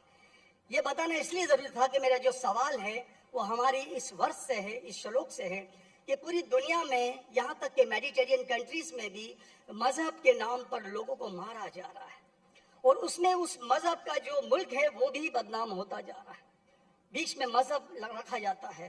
تو میرا سوال یہ ہے کہ یہ جو انڈیا ہے، بھارت ہے، پاکستان ہے، اور دنیا میں کئی ایسے کنٹریز ہیں جو مذہب کے نام پر فرقہ واریت پھیلاتے ہیں، تو اس کو روکنے کے لیے ہمیں جو اسٹریٹجی بنانی پڑے گی اس کے لیے ہم کیا کریں گے؟ یہ میرا چھوٹا سا سوال آپ سے۔ اور میں میرا نام بتانا بھول گیا، مجھے بتایا کوآرڈینیٹر نے کہ میرا نام پروفیسر منوج چوہان ہے، میں پاکستان کا مذہبی اسکالر ہوں اور سینئر ایجوکیشنسٹ، گولڈ میڈلسٹ ہوں اور سناتن دھرم کا ایک دائی ہوں۔ بھائی صاحب نے بہت ایک اہم سوال پوچھا کہ ہم دیکھتے ہیں کہ مذہب کے نام پہ کافی آپس میں جھگڑے ہوتے ہیں، ایک دوسرے قتل ہوتا ہے، اس کا سلوشن کیا ہے؟ اور میرے تقریر ختم ہونے کے بعد مجھے ایک پیغام آیا ہمارے گورنر صاحب سے اور مفتی عبدالرشید صاحب سے کہ آپ کو چند چیز کہو تقابل ادیان کی، جو کمپیریٹیو ریلیجن اسپیشلٹی ہے۔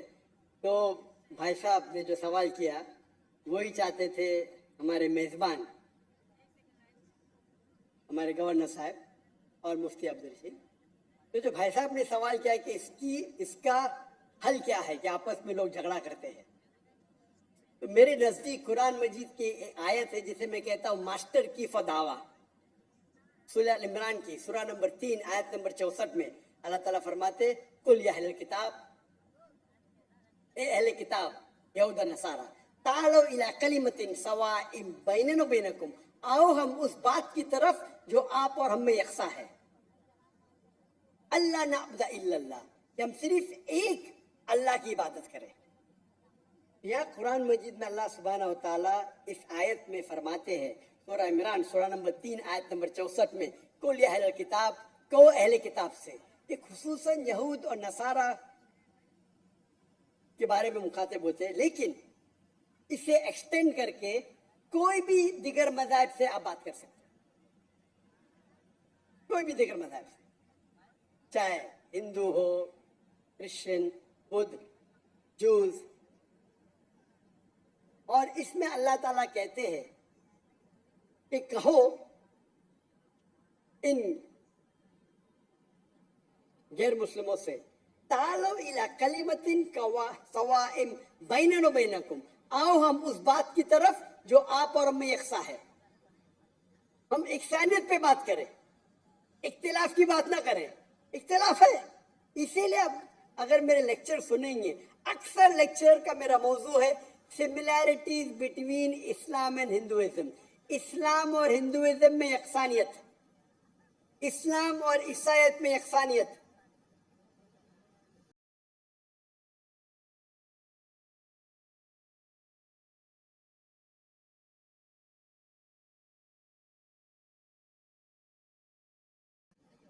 اور اس میں غلطیاں نکالتا ہے، مثال کے طور پہ ڈاکٹر ولیم کیمبل، جس کو پی ایچ ڈی اس نے حاصل کی قرآن کے خلاف کتاب لکھنے کے لیے، Quran and Bible at of science, اور انہوں نے 38 غلطیاں نکالے قرآن میں، نعوذ باللہ، سائنٹیفک۔ اور 8 سال تک کے کوئی بھی مسلم اس کا جواب نہیں دیا. تو امریکہ میں اسٹوڈنٹس نے مجھے بلایا کہ آپ بھی ڈاکٹر ہیں, آپ اس سے ڈبیٹ کر سکتے. میں نے کہا اہلاً و سہلاً.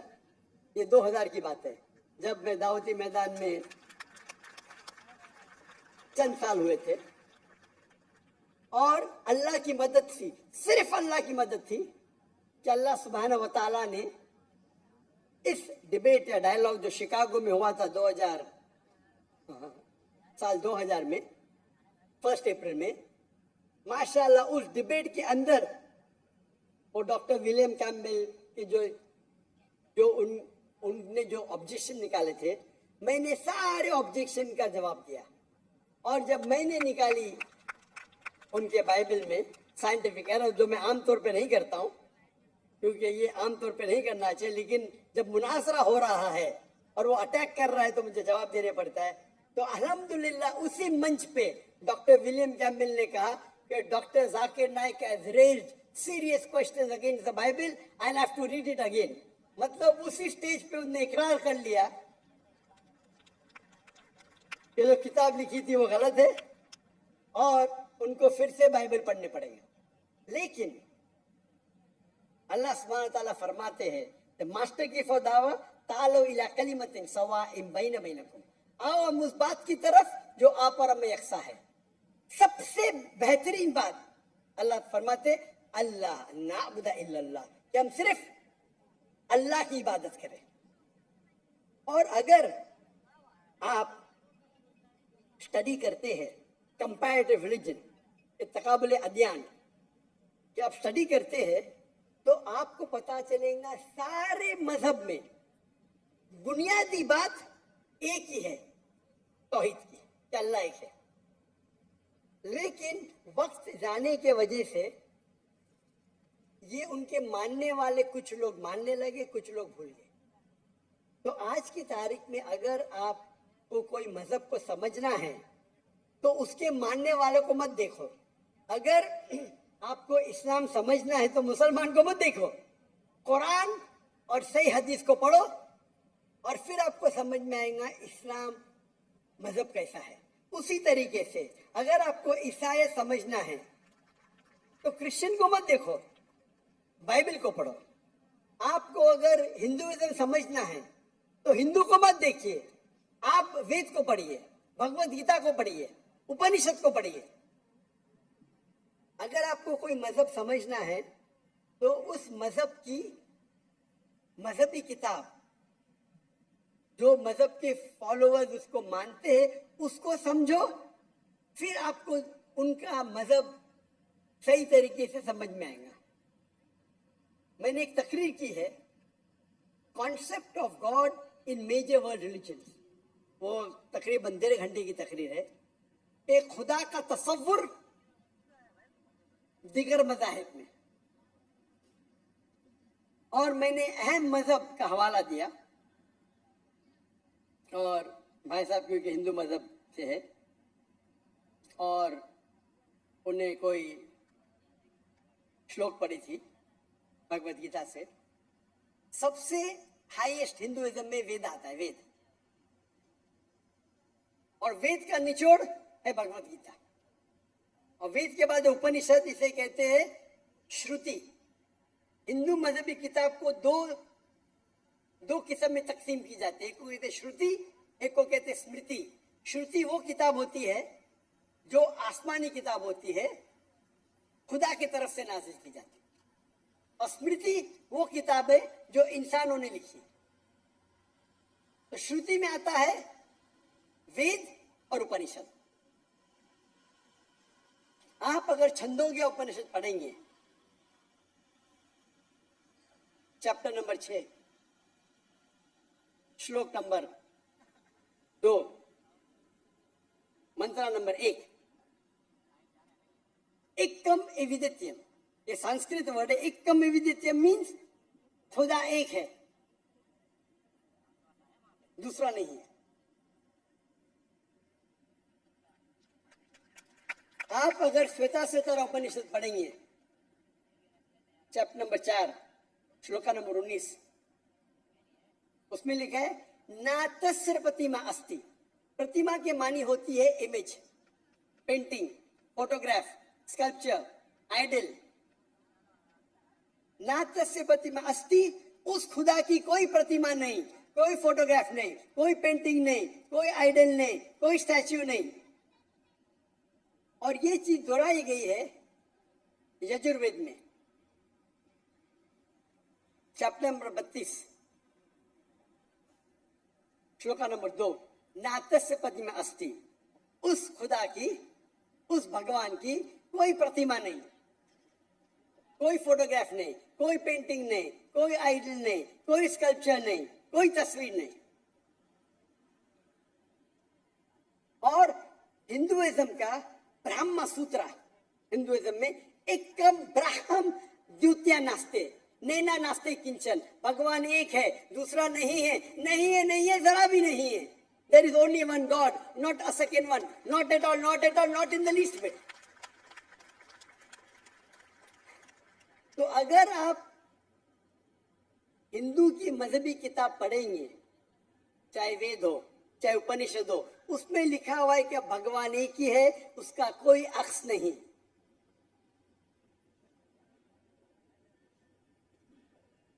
यही अगर आप पढ़ेंगे यहूदी की किताब तोरा में या ओल्ड टेस्टामेंट में, उसमें लिखा है book of डिट्रोनॉमी chapter number 6 verse number 14. मूसा अलैहिस्सलाम कहते शमा इज़राइलो अदनहैन वदनखद. ये हिब्रू कोटेशन है जिसमें कहा गया योरो Israel the Lord our God is one. O Israel सुनो कि हमारा खुदा एक खुदा है. लिखा है बुक ऑफ आइजाया में chapter number 42 verse number 11. Even I am God and besides me there is no other savior. मैं खुदा हूं और मेरे अलावा कोई भी बचाने वाला नहीं है. अगर आप पढ़ेंगे book of डिट्रोनॉमी chapter number 5 verse number 7 to 9 and book of Exodus chapter number 20 verse number 3 to 5, इसमें लिखा है thou shalt not make any image of anything, of any likeness, of anything in the heaven above, in the earth beneath, in the water beneath the earth. Thou shalt not bow down to them, nor serve them, for I, thy God, thy Lord, is a jealous God. अब डिट्रोनॉमी और exodus पढ़ेंगे, उसमें लिखा हुआ है कि आप कोई भी अक्स खुदा के मुतालिक इस दुनिया में नहीं बना सकते. चाहे कोई भी चीज आसमान की हो या धरती पे हो या नीचे समुद्र में हो, आप खुदा का अक्स नहीं बना सकते.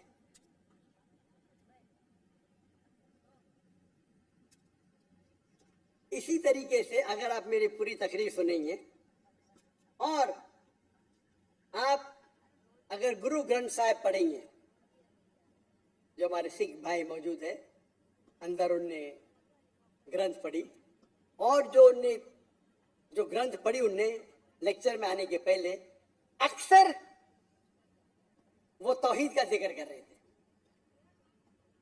सिख मजहब है, उनकी मजहबी किताब है गुरु ग्रंथ साहिब जो गुरु नानक ने लिखी थी. और उसके पहले चैप्टर, पहले किताब number 1 chapter number 1 verse number 1 में लिखा हुआ है कि खुदा एक है, वो खालिक है, उसकी पैदाइश नहीं है, उसका अंत नहीं है, वो दयालु है. आप देखेंगे जो इस्लाम में लिखा उसके बारे, उसके बाद में कहूंगा मैं. और सिखिज्म में एक को कहते हैं खुदा जो मैनिफेस्ट फॉर्म में है और एक अनमैनिफेस्ट फॉर्म में है. अनमैनिफेस्ट फॉर्म में कहते हैं एक ओमकारा और मैनिफेस्ट फॉर्म में कहते हैं ओमकारा. और अगर आप गुरु ग्रंथ में पढ़ेंगे, उसको जो एट्रीब्यूट दिए गए या एट्रीब्यूट्स जो अल्लाह के नाम दिए गए, उसमें सतनामा द होली नेम, उसे कहा गया परवरदिगार, और उसके मानी परवरदिगार है उर्दू में भी. the cherisher, the sustainer, उसे कहा गया है खालिक, जो अरबी में भी खालिक है। तो कई मानी अरबी और उर्दू के लफ्ज है। इसमें कहा गया है वाहिद गुरु, एक खुदा। और आप अगर तहकीक करेंगे, तहकीक करना आज की तारीख पे बहुत आसान है। आप पूछ सकते शेख गूगल को, शेख गूगल मतलब टाइप करो आपको मिल जाएगा। अभी आ गया शेख AI, आर्टिफिशियल इंटेलिजेंस। वक्त की किल्लत होने की वजह से आप अगर मेरी तकरीर सुनेंगे, इसी तरीके से अल्लाह का अगर आप पूछेंगे कोई मुसलमान से कि अल्लाह कौन है, सबसे बेहतरीन जवाब वो दे सकता है सूरह इखलास, सूरह नंबर 112 आयत नंबर 1 से 4। कुल हुवल्लाहु अहद, कहो कि अल्लाह एक है। अल्लाहु समद, अल्लाह द एब्सोल्यूट इटर्नल, लम यलिद व lump यूलद, he begets not, no is he बिगॉटेन, ना वो जनता है ना किसी से जना है। वलम यकुल लहु कुफुवन अहद, उसके जैसा इस दुनिया में कोई भी नहीं है। ये 4 लाइन का डेफिनेशन है अल्लाह सुब्हानहू व तआला के लिए। अगर कोई भी शख्स कहता है कि वो जिसकी इबादत करता है वो 4 लाइन के डेफिनेशन सूरह इखलास के डेफिनेशन में उतरता है, तो हमें कोई हर्ज नहीं उसे कहने के लिए कि वो अल्लाह है।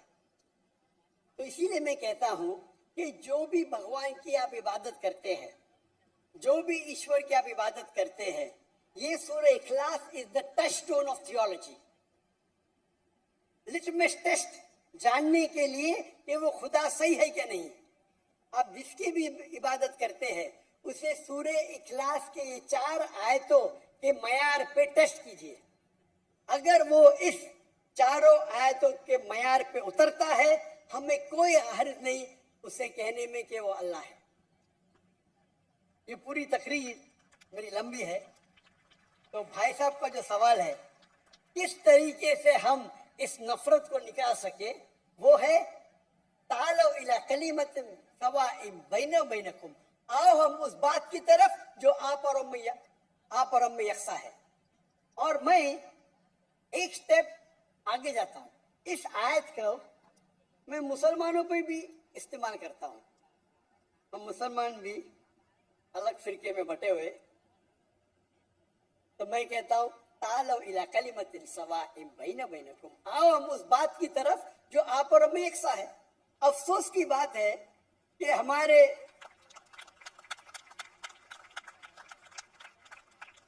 इस्लाम में फिरके बनाना हराम है। अल्लाह ताला फरमाते हैं सूरह इमरान में सूरह नंबर 3 आयत नंबर 103 में, वातसिमु बिहब्लिल्लाहि जमीअन वला तफरकू, आओ हम अल्लाह की रस्सी को मजबूती से पकड़े और आपस में ना बटे। हमारे वहाँ दिगर फिरके हैं, दिगर मज़ाहिब है, और जो 4 अहम मजहब है जिसके बानी है अबू हनीफा, इमाम अबू हनीफा, इमाम मलिक, इमाम शाफी और इमाम अहमद बिन humble, may Allah Masih on all Rahimullah, सबकी इज्जत करता हूँ मैं। वो हमें दीन सिखाने के लिए आए। लेकिन अगर आपस में कुछ इख्तिलाफ है थोड़ा सा, उस इख्तिलाफ की वजह से हम आपस में झगड़ा नहीं करना चाहिए। या कोई दिगर ऑर्गेनाइजेशन है, इसीलिए आप पढ़ेंगे कुरान में लिखा है कौला इन्ननी मिनल मुस्लिमीन। अगर कोई पूछते आप कौन है, आपको कहना चाहिए मैं हूं मुस्लिम। कौला इन्ननी मिनल मुस्लिमीन। मुझे कोई गिला शिकवा नहीं अगर किसने तालीम हासिल की देवबंद में या बरेली में या मदीना में, अपने आप को देवबंदी कहता है, बरेली कहता है, मदनी कहता है, मुझे कोई गिला शिकवा नहीं। अगर आप जिस इदारे से इल्म हासिल किए, लेकिन उसके वजह से आपस में they should not be differences, आपस में बंटवारा नहीं होना चाहिए इसी आयत के। और हम देखेंगे अगर आप तहकीक करते हैं, ये जो मज़ाहिब है या फिरके है, उसके अंदर डिफरेंस बहुत कम है। यकसानियत 95% के ऊपर है, 95%। अगर डिफरेंस है इख्तिलाफ है तो 2%, 3%, 4%। हम मुसलमान ये 2% और 3% पे झगड़ा करते रहते। तालो इला कलिमतिन सवाइन बैन बैनकुम, आओ हम उस बात की तरफ जो आप और हम में यकसा है। हम जब कॉन्फ्रेंस करते हैं बॉम्बे में, हमारा जो पीस कॉन्फ्रेंस होता है, माशाअल्लाह मिलियन का मजमा होता है। हम मुसलमान के दिगर जो ऑर्गेनाइजेशन है, दिगर जमात से बुलाते हैं, और मेरा उसूल है कि जो मेरे खिलाफ भी बात करते उसको भी बुलाता हूं मैं। तो लोग मुझे पूछते हैं जाकिर भाई क्या कर रहे हैं आप, वो आपके खिलाफ बात कर रहा है, मुझे बुला रहे। तो मैं कहता हूं उनसे कि कुरान और हदीस में कोई भी आयत नहीं, मैं कुरान में कोई भी आयत नहीं जानता हूं, कोई भी हदीस नहीं जानता हूं जिसमें लिखा है कि आप डॉक्टर जाकिर नाइक के खिलाफ बात करेंगे तो जन्नत में ले जाएंगे। जो शख्स, जो मुसलमान अल्लाह और अल्लाह के रसूल बात करता है, उससे मोहब्बत करता, मैं उसे बुलाऊंगा। मेरे खिलाफ है, मुझे कोई गिला शिकवा नहीं। तो ये जब मूवमेंट हमने शुरू की तो माशाअल्लाह मेरे मंच पे आके मेरे खिलाफ बात की, फिर भी मुझे कोई गिला शिकवा नहीं, क्योंकि वो फिर भी अच्छा मुसलमान है। जाकिर को गाली देने से आप को जन्नत में बैंड नहीं मिलेगा। अगर किसको मेरी तकरीर से गलत फहमी है, इंसान ने गलती कर सकते और मैं भी गलती कर सकता हूं, मैं भी इंसान हूं। तो ये इस्लाम का उसूल है। इस्लाम का उसूल है कि यकसानियत पे आओ और छोटे छोटे बात पे तफरक न पैदा करो। जो आयत जो पढ़ी थी सूरह इमरान की सूरह नंबर 3 आयत नंबर 103, वातसिमु बिहब्लिल्लाह जमीअन वला तफरकू, आओ हम अल्लाह सुब्हानहू व तआला की रस्सी को पकड़े। अल्लाह की रस्सी है कुरान और सही हदीस, उसको पकड़ो और आपस में मत बंटो। और आप देखेंगे कि कुरान मजीद में किधर नहीं लिखा हुआ है शिया, सुन्नी, हनफी, शाफी, हम्बली, मलकी।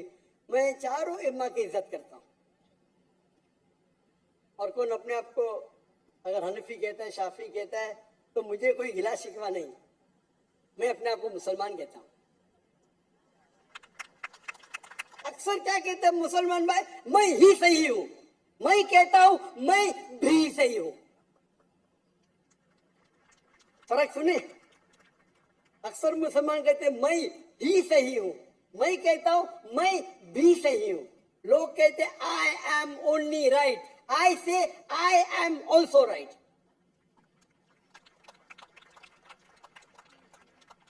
तो अगर हम कुरान पढ़ेंगे, हदीस पढ़ेंगे, और जो मिसाल हम पढ़ेंगे हमारे साहबा के बारे में, अल्लाह के रसूल खुलफा राशिदीन के बारे में, आपको क्या पता चंद महीने बाद कोई आम मुसलमान से अच्छी मुसलमान बन सकती, अच्छी मुसलमान बन सकती। तो अगर कोई इस्लाम कबूल करना चाहता है बिना कोई जोर जबरदस्ती, उसे एक्सेप्ट किया जाना चाहिए। अगर वो मानती है कि खुदा एक है और उसके अलावा कोई माबूद नहीं है और अल्लाह के रसूल मोहम्मद सल्लल्लाहु अलैहि वसल्लम आखिरी पैगंबर है, तो हम नहीं कह सकते कि हम मुसलमान नहीं है। Hope that answers the question. मैं दरख्वास्त करूंगा खवातीन के अंदर से कोई अगर सवाल पूछना चाहे, कोई मेरी बहन, मेरी बेटी सवाल पूछना चाहे, प्लीज।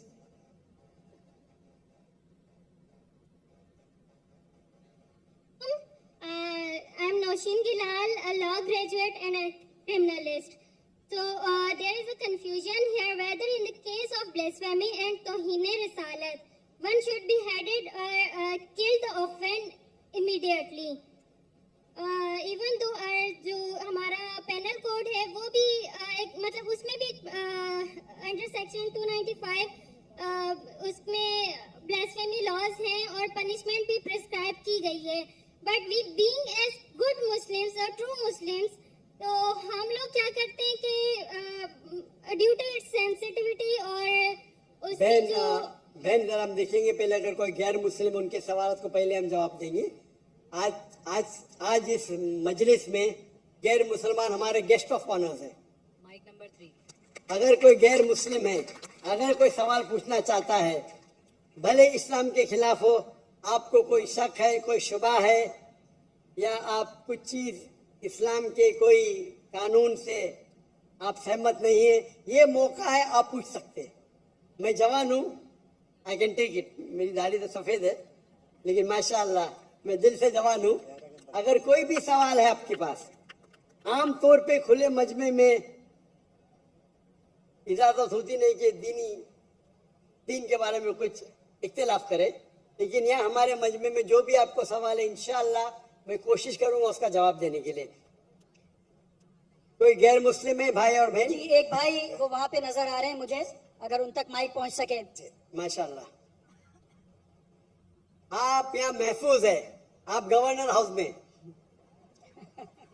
पाकिस्तान में है, गवर्नर हाउस में। हम दुनिया को दिखाना चाहते हैं सैटेलाइट के जरिए कि पाकिस्तान में भी गैर मुस्लिम महफूज है। माशाअल्लाह। अल्हम्दुलिल्लाह। जी भाई, आप सवाल पूछिएगा।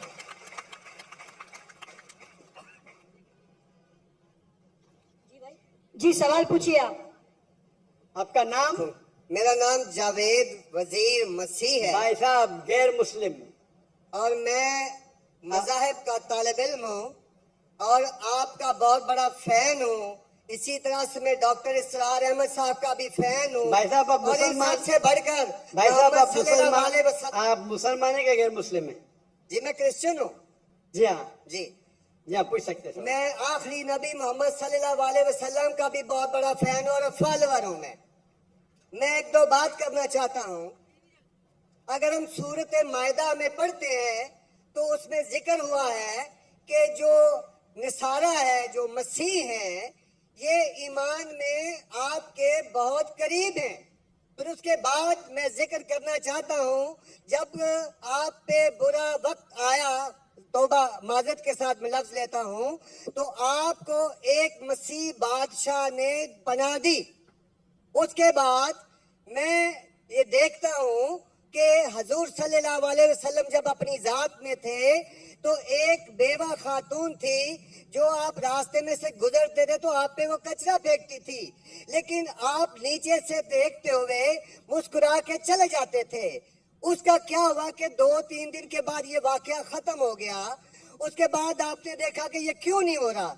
जब आपने देखा कि वो बिस्तरे बीमारी पे पड़ी हुई है और आपने जाकर उनकी तीमारदारी शुरू कर दी और आपने भाई, उनको आप खाना दिया। इस सवाल पे उसके specific- सवाल आ रहा हूँ ना भाई, इंतज़ार क्यों कर रहे हो? मैं ये बात करना चाह रहा हूँ कि मोहम्मद सल्लल्लाहु अलैहि वसल्लम जो है वो रहमतुल आलमीन है।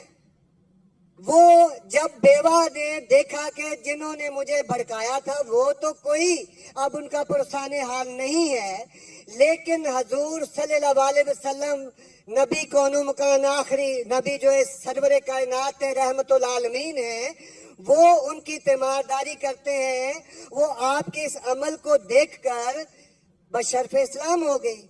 आज मैं अपने मुल्क में देखता हूँ कि मुझे मसीह होते हुए यहाँ नफरत की निगाह से देखा जाता है, जबकि उनको रहमतुल आलमीन कहा गया है। अगर हम अपने मसीहों के साथ वो रवैया नहीं रखेंगे जो हजूर सल्लल्लाहु अलैहि वसल्लम ने रखा है तो वो कैसे रहमतुल आलमीन है?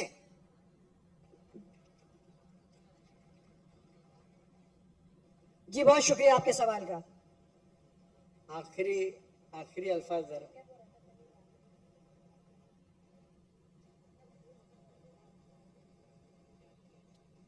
हाँ, भाई साहब का अच्छा सवाल है।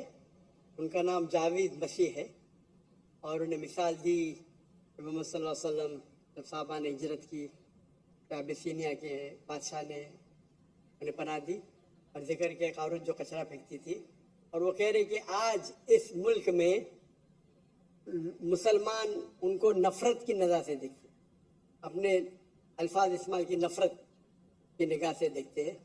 तो क्यों, जब अल्लाह के रसूल रहमतुल आलमीन है तो मुसलमान नफरत की निगाह से क्यों देखते हैं? कुरान में अल्लाह सुब्हानहू व तआला फरमाते हैं सूरह माइदा में सूरह नंबर 5 आयत नंबर 82 में कि मुसलमान के सबसे करीब वो लोग हैं जो कहते हैं कि वो क्रिश्चियन हैं। ये कुरान की आयत है कि मुस्लिम से सबसे करीब वो लोग हैं जो लोग कहते हैं मैं नसारा हूँ, आई एम अ क्रिश्चियन, ये कुरान की आयत है। और कुरान में 1/3 हिस्सा, 1/3 of the Quran, 1/3 of the Quran is addressed to, मुखातिब है या अहले किताब, या अहले किताब, कहो अहले किताब से, यहूद और नसारा से। तो 1/3 हिस्सा कुरान मजीद का तकरीबन अहले किताब से मुखातिब है। और आपका सवाल कि अल्लाह के रसूल रहमतुल आलमीन ने, बेशक है, कुरान की आयत है, सूरह अंबिया सूरह नंबर 21 आयत नंबर 107, वमा अरसलनाका इल्ला रहमतुल आलमीन, कि मोहम्मद सल्लल्लाहु अलैहि वसल्लम अल्लाह ने उन्हें रहमतुल आलमीन, रहमत बना के भेजा है सारे आलम के लिए, सारे इंसानियत के लिए। बेशक है, उस पर कई किताब लिखी गई। अगर आपको मुसलमान नफरत से देखते हैं, उसकी वजह जानना जरूरी है। मुसलमान तो दूसरे मुसलमान को नफरत से भी देखते हैं।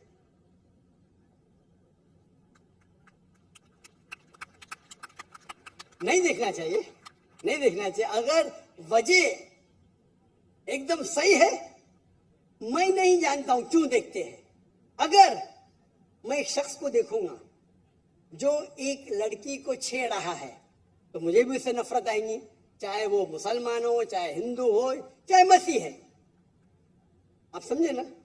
तो उस वक्त मुझे हिदायत दी गई है, अगर एक इंसान कोई खवातीन या कोई लड़की का बलात्कार कर रहा है या जिना बिल जब्र कर रहा है, तो रहमत क्या कहती है? अरे रहमतुल आलमीन, क्या बोलेंगे? सलाम अलैकुम बोलेंगे आप उसको? क्या कहेंगे? अगर आप बलात्कार देख रहे, जिना बिल जब्र हो रहा है, आप क्या कहेंगे? मैं मुसलमान हूं, अस्सलाम वालेकुम। अल्लाह के रसूल की हदीस है, अगर कोई बुरा चीज देखते हैं तो हाथ से रोको, हाथ से नहीं रोक सकते तो जबान से रोको, जबान से नहीं रोक सकते तो दिल में कोसो। ये मिसाल दे रहा हूं मैं नहीं कहता हूं कि आप बुरे इंसान है, मैं नहीं कहता हूं कि आप गलत काम कह रहे, लेकिन अगर कोई मुसलमान, मैं आपको नफरत की नजर से देख रहा हूं, जावेद भाई मैं आपसे मोहब्बत करता हूं, जावेद भाई मैं आपसे मोहब्बत करता हूं, on the microphone please, on the microphone, I love you to. खलास। तो आप ये जनरल स्टेटमेंट देना कि मुसलमान मुझसे नफरत करते हैं, मेरे लिए गाली हो गई ना? नो सर, माजरत, मेरे अकेले साथ नहीं, मेरे तो बहुत अच्छे अच्छे दोस्त हैं, बल्कि बहुत से माशाअल्लाह, मेरे दोस्त हैं। माशाअल्लाह, माशाअल्लाह। इज्तिमाई तौर पे कोई एक आदमी गलती करता है तो हमारे चर्चेस के ऊपर चढ़ाई हो जाती है, हमारे सामने हमारे ईमान की धज्जियां उड़ाई जारी होती हैं और हम खामोशी से एक गिद्दड़ की तरह खड़े होकर देख रहे होते हैं, क्योंकि हमें ये नहीं सिखाया गया है। मैं इज्तिमाई बात कर रहा हूं। अभी पिछले दिनों ये पूरा भाई साहब, जो है पूरा है। भाई साहब ये सवाल जवाब का सेशन है, तकरीर का सेशन नहीं है। तकरीर के सेशन के लिए आप एक हॉल हायर कर सकते हैं। आपका सवाल आपने पूछे, मैं जवाब दिया। अगर कोई शख्स बिना वजह आपसे नफरत करता है तो गलत है। और कुरान की तो आयत है, जितने भी गैर मुसलमान है सबसे करीब है जो नसारा है। अगर आप कुछ गलत काम किए और कोई नफरत करता है, वो भी कुरान की आयत है। कुरान की आयत है सूरह नंबर 41 आयत नंबर 34, सूरह फुसिलत चैप्टर 41 वर्स 34। अगर कोई आपके साथ बुरा बर्ताव करता है, उसका बदला अच्छाई से दो। जावेद भाई मैं आपसे बात कर रहा हूं, अगर कोई आपसे बुरा बर्ताव करता है तो कुरान फरमाते, अल्लाह ताला फरमाते, उनसे अच्छा बर्ताव करो। आपको क्या पता कि आपका दुश्मन आपका दोस्त बन जाएगा। ये कुरान की आयत है, सूरह फुसिलत सूरह नंबर 41 आयत नंबर 64। तो अगर कोई मुसलमान कुरान पे अमल नहीं करता है तो वो नॉन प्रैक्टिसिंग मुस्लिम होगा। मतलब हर मुसलमान तो मैं नहीं कह सकता अच्छा है, और अगर कोई एक शख्स कोई गलती करता है, आप जैसा कहे कि पूरे कौम पे चढ़ाव करना बिल्कुल गलत है, इस्लाम में भी नहीं है। अगर कोई एक शख्स गलती करता है اور وہ سزا کا حقدار ہے, اس کو سزا ملنا چاہیے. اس کا مطلب نہیں پوری قوم.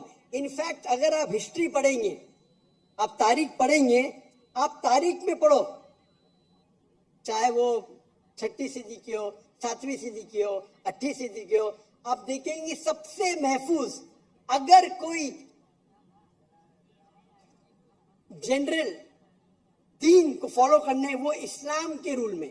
اسلام اگر رول کر رہا ہے اس شہر کو, تو جتنے غیر مسلم تھے وہ اپنے آپ کو محفوظ سمجھتے تھے.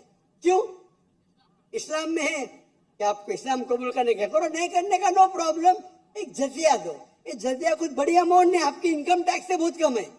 جزیہ مطلب آپ مانتے ہیں کہ ٹھیک ہے آپ کو اسلام نہیں قبول کرنے کا, لیکن میں آپ کے اندر پناہ چاہتا ہوں. تو جزیہ ٹیکس آپ دیتے, آپ قبول کرتے, اور جب جزیہ ٹیکس دیتے آپ کو پروٹیکشن ملتا ہے.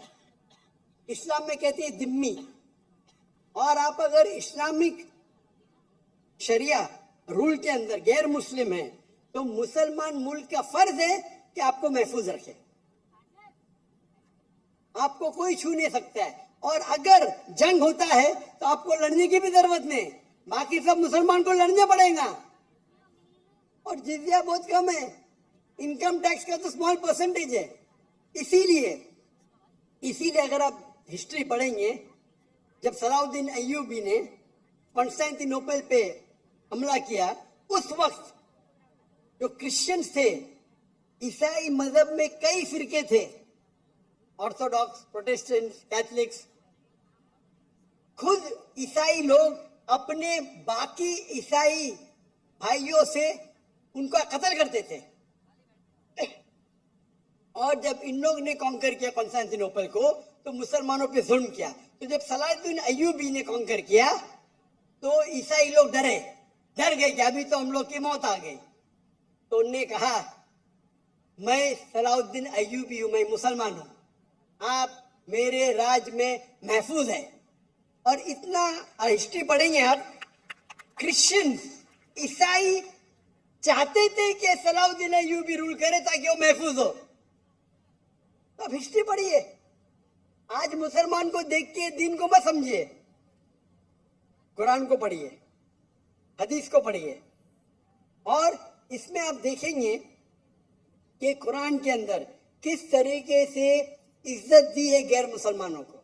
دعوت دو, قبول کرتے اچھی بات ہے, نہیں قبول کرتی کس پہ زور زبردستی نہیں.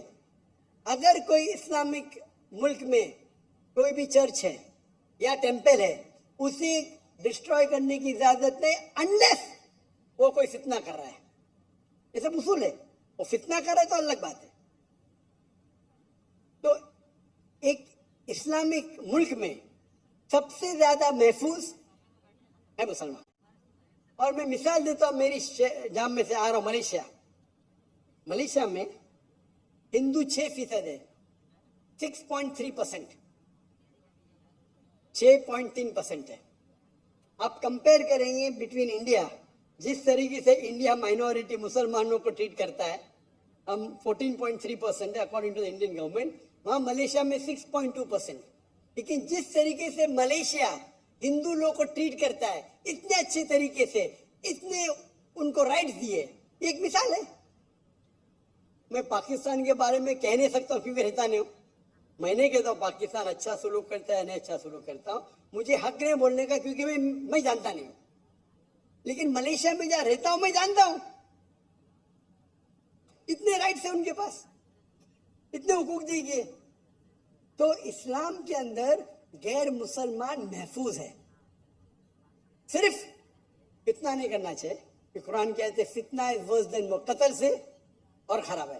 تو اگر آپ فالو کرتے ہیں جو اس اسلامک ملک کا قانون ہے تو غیر مسلم صرف غیر مسلم ہونے کی وجہ سے انہیں کوئی بھی اٹیک نہیں کر سکتا ہے, اور کرتا ہے تو غلط ہے. Hope that is a question. Doctor صاحب ماشاءاللہ آپ کی گفتگو کے دوران جو پن ڈراپ سائلنس ہوتا ہے یہ ثابت کر رہا ہے کہ یہ ماشاءاللہ تقریباً 10,000 کا مجمع بیٹھا ہوا ہے, اور یہ پن ڈراپ سائلنس یہ ثابت کرتا ہے کہ آپ اس وقت پاکستان کے اندر جو موجود ہے کہ کوئی انڈیا کی طرف سے سب سے زیادہ چاہے جانے والی شخصیت ہیں. کوئی اور غیر مسلم میرا بھائی یا بہن اگر سوال کرنا چاہے تو مائک پلیز. جی